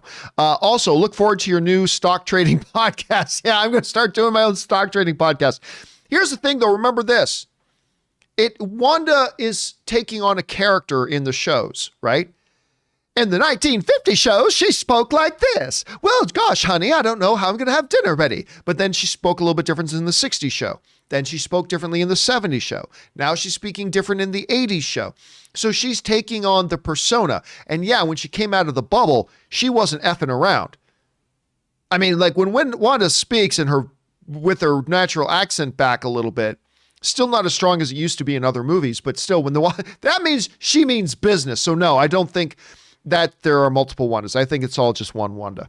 All right, next up. An anonymous on purpose writes, 1 of 4. Hey, John, let me just take my headphones off here. Hey, John, he writes, about my issue with WandaVision with episode 4. I brought up the other day, people keep saying that the drone Wanda found was not necessarily the same Monica launched, since S.W.O.R.D. launched numerous additional ones after that. However, I believe it is the same for 2 reasons. First of all, things that enter Westview do get transformed, but they remain reminiscent to their original shape/look design. That's not necessarily true. Because remember, Monica's bulletproof Kevlar vest turned into a fancy pair of pants. So not really true, but at any rate. The other drone S.W.O.R.D. sent in looked like what we actually know as a drone, not like spy gear drone. 3, that's true, because the thing she sent in was a helicopter-like looking thing. So that's a good point. 3 or 4. That's disguised as a toy helicopter. And second of all, and this is the bigger hint the audience gets, that they have the same number written on it. Monica's drone had S57 on it. The S probably stands for S.W.O.R.D., so it was removed on the inside. That's interesting. But the 57 remained on the toy Wanda finds. Also, things inside do happen live as S.W.O.R.D. is watching Darcy Wu or watching while Monica disappears after mentioning Ultron. Next thing happens, alarm goes off, and Monica stands outside. Yeah, no, that's something we brought up before. We brought that part up before. But there does seem to be in the show things that sometimes hint that it's not in real time, and then things that hint that it is in real time. So there's a little bit of a discrepancy there. But the point you just raised, Anonymous, about the fact that, look, Monica's was an actual helicopter. What Wanda found was a helicopter, and the designation number on it, that is a great point. That's a great point. Actually, I think that settles that issue, to be honest. I think that means it's beyond dispute at this point. That was the one that Wanda finds, unless somebody else has another really compelling argument. That helicopter Wanda finds is definitively the one that Monica sent in. I think you won me over. I'm on your side with this now. I think that was a great point. All right, next, let's move on. Next up, Ezra West writes, 1 of 3. Is he actually Pietro from another Earth? I don't think so. Or is Evan Peters' character actually the villain in disguise? It was not a coincidence that he came knocking just as Vision was about to convince Wanda that staying in Westview is wrong. But why? What is there to gain from keeping her there? To absorb her energy, as she's basically the reality stone is in human form, or is there have more nefarious goals in mind?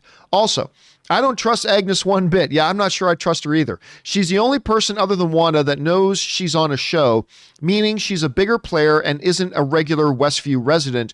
She's either working with the villain or is also being manipulated. Again, with the Agnes thing, again, I don't think she's Agatha Harkness. She could be. She could be. I don't think she is, because I don't think she's a villain here, because I think she is a victim. I go back quite often to that scene in episode 4 when Herb is about to tell Vision what's going on, and Agnes looks at Herb terrified. Like she was scared to death. So I don't think she's a villain. I think and remember in this episode, in episode 5, she was kind of afraid that she was screwing things up. So she turns to Wanda, should we just take it from the top? Like she's scared of Wanda, I think. From what I'm seeing, she is terrified of Wanda. That doesn't mean there's not another villain, but I just feel like Agnes, there is something else going on. She's clearly not just another average Westview resident. There's something different about her, something important. I just don't know what it is yet. As far as Evan Peters goes, yeah, I do not believe this is the X-Men version, the Fox X-Men version of Evan Peters made manifest. I think that's a misdirect by Kevin Feige. I don't think that's actually him. Now, it could be. I'm not telling you that I'd be willing to bet $1,000 on that. I'm not. I'm absolutely not willing to bet $1,000 on that. But yeah, I just don't think that's the Evan Peters X-Men from that. Now, some people will say, but John, in the closed caption description of the scene, it is clearly types out that she sees the X-Men version of, yes, but I think that was just more descriptive. I don't think that was actually saying anything, and I don't think Kevin Feige and Marvel are going to put out a big reveal in the closed caption. I think that was just descriptive. So that's my guess. But again, who knows? I mean, maybe he is that, but I don't think he is yet, Ezra. I don't think he is. All right, next up. Benny S. writes, if you read Norm's profile on Sword's info board from episode 4, it actually spoils the scene from episode 5. Deliberate or production screw up. Also, how awesome was episode 5? Confirmed a lot of my theories, and that surprise at the end had me at 70% of my Luke reaction. I thought episode 5 was great. I would say this, though. Don't jump to conclusions that it confirmed any of your theories. Because listen, let's go back to episode 4 for a second, okay? Remember, my theory for episodes 1, 2, and 3 was that Wanda was in total control. I thought this is all Wanda. This is all Wanda's doing. That was my theory during episodes 1, 2, and 3. And then what happened at the end of episode 4? They confirmed that my theory was right. Because what happens at the very end of episode 4? Monica Rambeau wakes up laying in the grass and she goes, it's all Wanda. It's all Wanda. Apparently confirming my theory that it's all Wanda. But what did I say after that episode? I was like, wait a minute. Why would they be confirming to us that it is all Wanda as early as episode 4? Now I don't think my theory is correct. Now I think my theory is wrong. By pretending to confirm my theory was right, it actually convinced me my theory was wrong. And now, sure enough, it turns out that there is. I mean, I still think Wanda is mostly in control, but there's another force at play here. Whether it's Mephisto, or whether it's Dr. Doom, or whether it's the Mind Stone, or whether it's the director of Sword, or whatever it else is, still think Wanda's mostly. So all I would say is this: never rush to conclusions that they just confirmed one of your theories, because episode 4 confirmed my theory, but turns out it totally didn't at all. So I'm just saying, but I love that about this show. It's keeping us on our toes. It keeps us guessing. I love that about this. So let's see what happens here. All right. Thanks for that, Benny. Next up, Caleb writes, some of my favorite long takes. 5, Paths of Glory stretch. Yep. Number 4, Goodfellas, Copacabana shot. 3, Band of Brothers, Why We Fight. 2, Children of Men, Darcy. That Children of Men one is awesome. Number 1, True Detective season 1, Biker Gang. That one was great too. There's another one. There's another long one-shot tracking shot scene, but not a lot of people talk about it because it's not such a great movie. There's a Nicolas Cage film by the name of Snake Eyes, not the G.I. Joe character. Do you guys remember this? The Nicolas Cage movie Snake Eyes? Anyway, that movie begins with this long one-cut tracking shot. And it's really well done. And by the way, Greg Scott Bailey in the live chat throws in there the hallway fight from Daredevil as well. Yes, the hallway fight from Daredevil was also really, really good. So there have been a lot of really good of those long ones, but I like your list there, Caleb. Well put together, my friend. All right, next up, Mickey Bell writes, greetings from Gibraltar, John. A longtime viewer since the AMC Movie Talk days. Thank you so much, Mickey, for being around. WandaVision was wild this week. One thing I noticed, Monica's reaction to Carol being mentioned. Seems she didn't part on great terms. Could be reading into that, though. No, you're not reading into that. They made that obvious. When Jimmy Woo brings up Captain Marvel, clearly Monica looks uncomfortable. I have 2 theories, and I'm not really sure about either of them. Theory number 1. She was pissed that Captain Marvel never came back and saw her or her mom.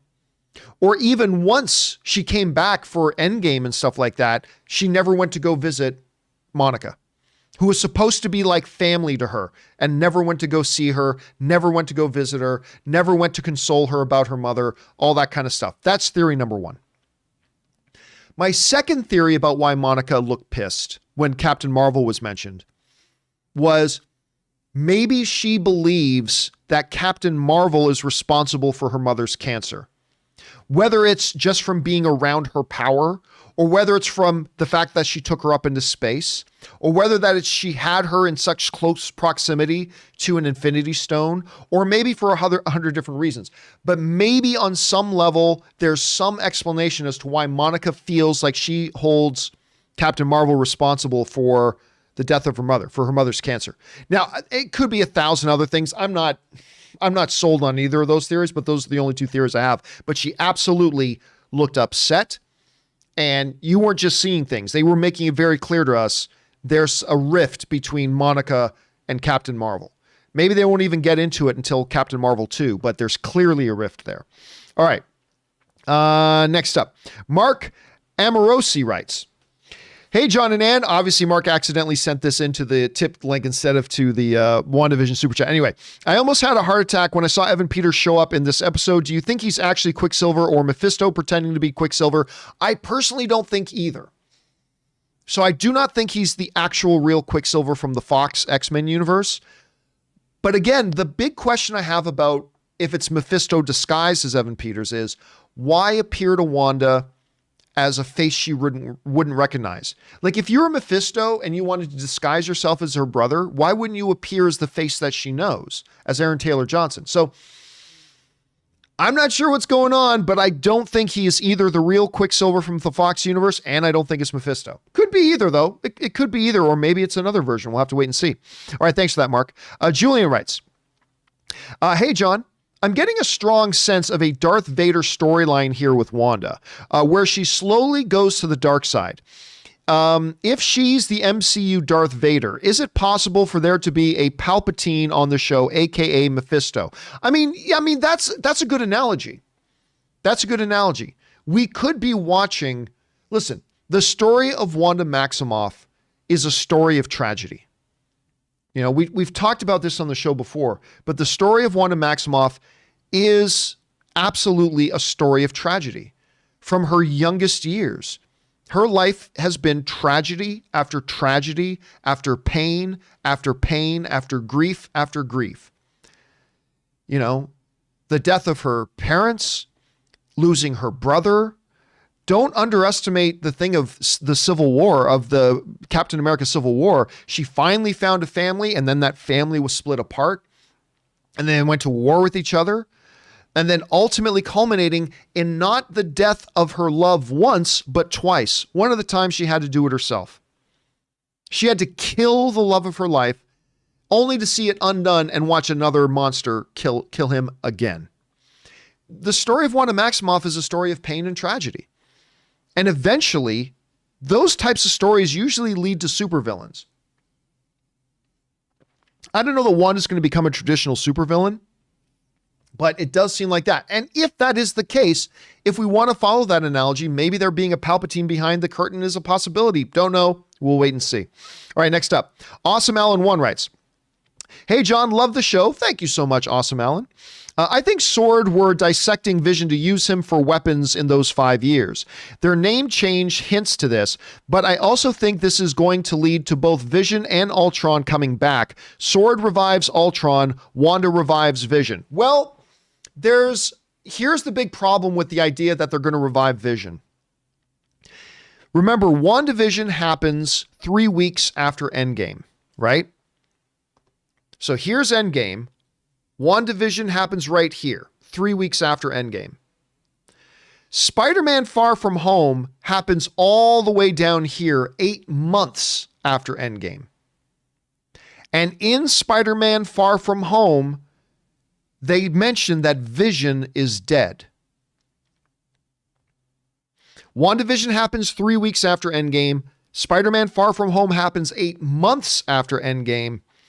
And as far as they're concerned, 8 months after Endgame, Vision's dead. Vision's gone. It's mentioned that he was gone. He's dead. So I don't think that this show ends with the revival of Vision for that reason. Ultron is not the craziest theory. That maybe, the government thinks, oh, if we could recreate Ultron or revive Ultron, but this time have him under our control, he would be very powerful. Yeah, that's always a good idea, right? So the reviving of Ultron may not be a bad idea. Might not be a bad theory, but I don't think because of what's mentioned in Far From Home, I don't think we're going to see that, because I don't think this vision is real. This vision isn't the vision we knew. This is a recreated this is a kind of an imaginary recreated vision that Wanda made out of the scrap pieces of the original vision, but it's not the original vision. It's kind of like you melt down a car and, I don't know, what's something else metal? You make a Zevia can out of it. This isn't that car anymore. It's something completely different, even though it was made out of the pieces of that car. So I think this show ends with Vision being gone again. So, but I don't know. We'll wait and see. All right, next up. Alan Horn's Horn writes, I checked out the website of the Mortal Kombat director, Simon McQuoid. He's responsible for directing some slick commercials including that Michael PlayStation 3 commercial.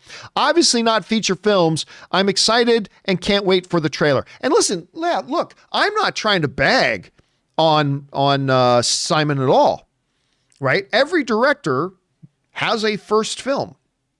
And Mortal Kombat is because it's not a huge tentpole film. It's not a huge big budget film. It's a really good, reasonable first movie for a first-time director. Great. But still, I'm not going to get excited about him as a director based on some commercial work. Right? And there are good commercial directors and there are bad commercial directors. But again, I'm not taking anything away from him either. What makes me nervous about Mortal Kombat is, number one, that it is a first-time director, which is fine, but it's also a first-time writer. The writer of it has never had anything they've written turned into a movie before. So we've got a first-time writer and a first-time director. It makes me a little nervous. I'm not saying that means it's going to be bad, not at all. I'm just admitting that it makes me a bit nervous. We'll see where it goes. I'm looking forward to seeing a trailer, though. All right, Jill Rich writes, did you notice that Wanda's kids spontaneously grow older every time Agnes is around? Could she be controlling them somehow? I think Agnes being there is coincidental. Remember, they age when they believe they have something to gain from aging. So when Vision want to say, you can't take care of a puppy till you're 10. All right, the two kids look at each other. Okay, we're 10. Give us the puppy. And then later, when they discover that Sparky is dead, they're like, okay, this pain will go away as we get older. Great. Let's look at each other and move past the pain. Let's just age ourselves up right now. So I don't think it has anything to do. It is true that Agnes was present for both of those, but I don't think she affected that. Just like saying that Wanda was present for both of them too. That doesn't mean that Wanda did it. So that's my guess, Jill, but you might turn out being right. Let's see what happens there. All right, next up. Caleb Lawrence writes, I never realized until they said it in the episode that they have never called her Scarlet Witch in the MCU. We were talking about that the other day, actually. Given that the name of the anomaly is being dubbed the Hex, do you think this could be a lead to Wanda finally getting her superhero name? Maybe, but I don't know if she's ever going to be a superhero. The thing is, she's doing things in this show that make me question about whether she can ever truly come back from this. Holding a town hostage, turning guns on the sword director, basically laying it down with them, the way she's talking to Vision. Listen, we know we're going to get Wanda in Doctor Strange 2.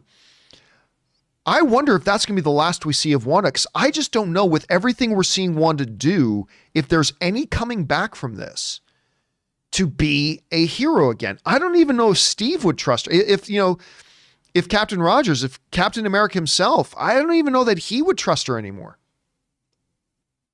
I don't know. It's an interesting question, but yes, the whole thing about the Hex and everything, this could be where her name comes, whether it's a hero name or a villain name. We'll find that out. All right, next up. Brad Canfield writes, anyone think it's weird that every time someone brings up Captain Marvel, the people that know her personally get agitated? First in Spider-Man Far From Home with Nick Fury, then episode 5, WandaVision with Monica. What's up with that? I didn't get that from Nick Fury at all. I mean, I might not be remembering that scene in Far From Home exactly, but I never got the feeling of that at all. If anything, he's a very close ally of Captain Marvel. So I didn't get that at all. Monica's thing, again, I think it has something to do with her mother. I think it has something to do with her mother. Maybe she blames her for her mother's cancer or whatever, but I've got some different feelings about that. But I never noticed that Fury was,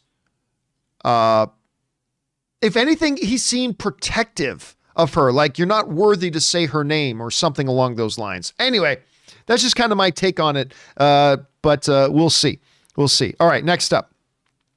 The Wakandan Forever writes, John, a legal question. Well, I am not a lawyer in the United States. I don't know American law that great, so let's see what happens. If I were to engrave Wakanda Forever on my tombstone, I know. Is that phrase considered fair use or are there rights issues? P.S. Yes, I have a Black Panther tattoo.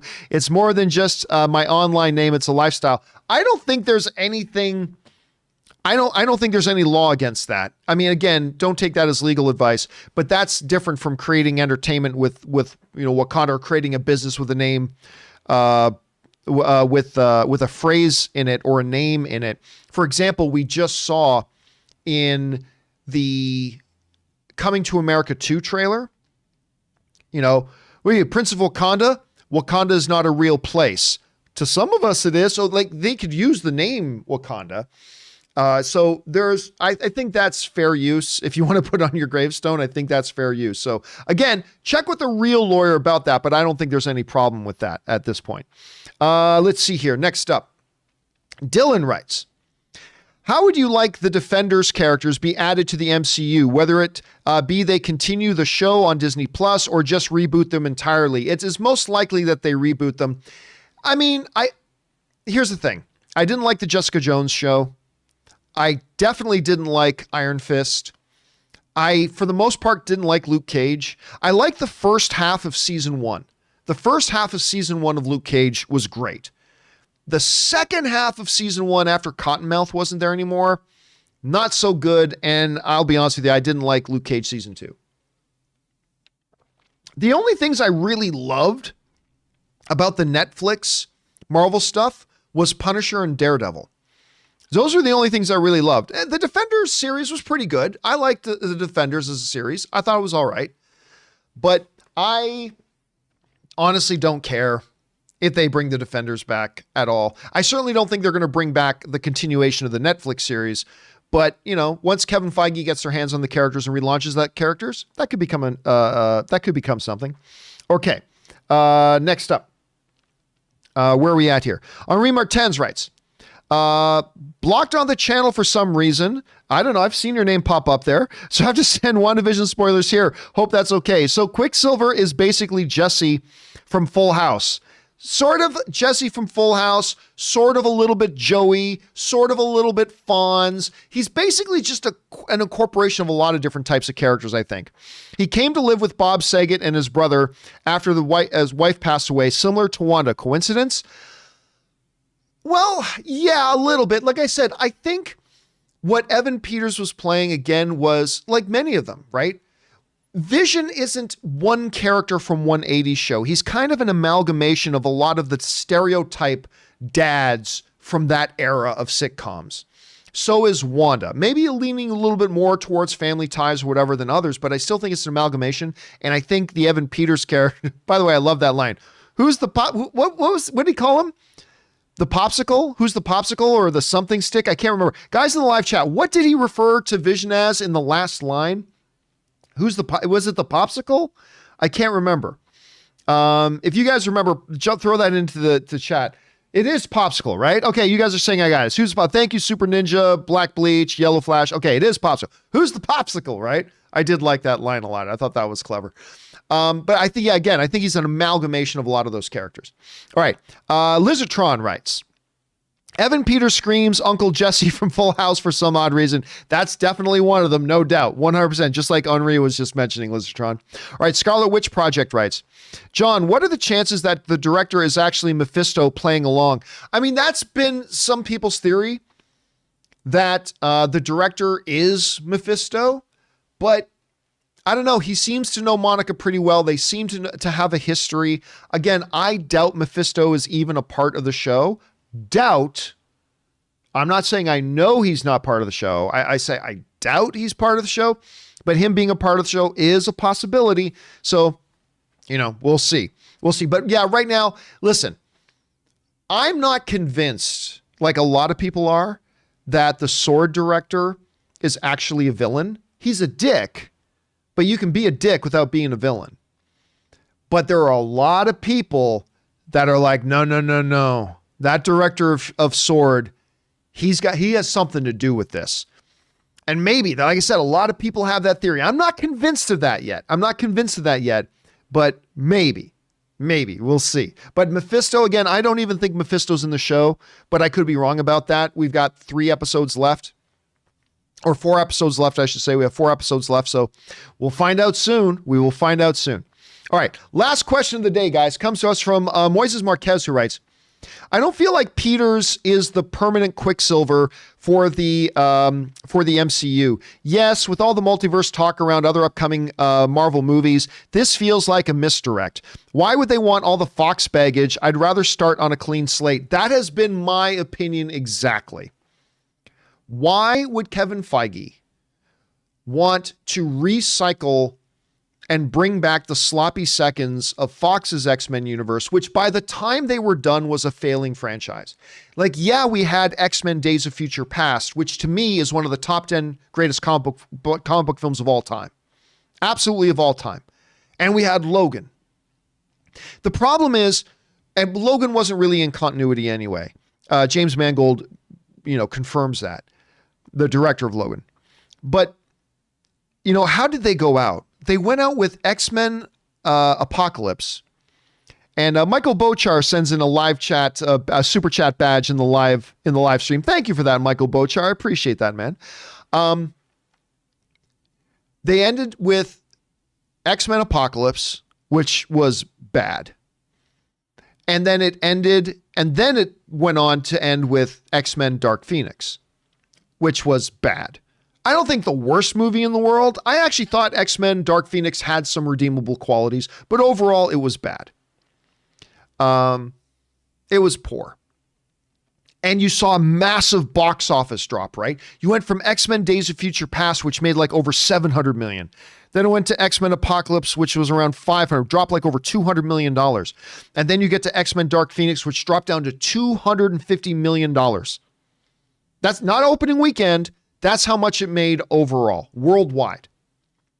So why would Kevin Feige want to take the sloppy seconds of Fox's X-Men universe and all that baggage? Is he doing that with Fantastic Four? No, he's creating his own Fantastic Four. Did he do that with Spider-Man? No, he created his own Spider-Man. I mean, in cooperation with Sony, but instead of just bringing Andrew Garfield over, they left the baggage behind and they just started fresh with the new Spider-Man. They're going to do that with X-Men. That doesn't mean they can't do cameos, though. And it doesn't mean, listen, if anybody could make it work, it's Kevin Feige. Kevin Feige is the one who could make it work. But listen, right now, and all of our theories are changing week to week as new episodes come out, and mine can totally change too, as they have already. But right now, I don't believe for a second that Evan Peters is the Quicksilver from the Fox X-Men universe, and now he's the new Quicksilver moving forward. No, I completely believe that just like Monica at the end of episode 4 saying, "It's all Wanda," was a total misdirect, I also believe this Evan Peters Quicksilver is a total misdirect as well. Now, ask me after episode 6. After episode 6, I may have a completely different theory on that, right? Which is what one of the great things about this show has been. So we'll see where we are. All right, listen, guys. For everybody still with outstanding questions, Mahir, Young Ant Baru, Gregor, Just Push and Play, and others, do not worry. We're going to get to more questions. I'm going to do a companion video a little bit later today, and we'll get caught up on all these remaining questions. Just hang in there a little bit. And that will do it for me, guys, for today's installment of the John Campea Show. Thank you so much for making this show a part of your day and spending some of your day here with us. Special thank you to Mr. Robert Meyer Burnett for being here and sharing his glory and greatness with us. And also a very big special thank you to all of you guys who sent in these questions. Number one, because you gave us great fun things to talk about. But number two, because you supported this channel as you did it. And all of us here involved with the John Campea Show, thank you guys very, very much for that support. Couple things, guys. Don't forget, in about 20 or 30 minutes or so, we're going to be putting up the part 2 of the WandaVision Episode 5 spoiler discussion hosted by Robert Meyer Burnett. If you still had an outstanding question waiting from that video, it's all going to be there in part 2. And then, of course, we're going to have a companion video to today's John Campea Show a little bit later as well. And don't forget, me and Robert Meyer Burnett will be back again tomorrow for the next episode of the John Campea Show. So for now, guys, remember to do the 4 main things. Stay smart, stay safe, take care of yourselves, and please take care of the people around you.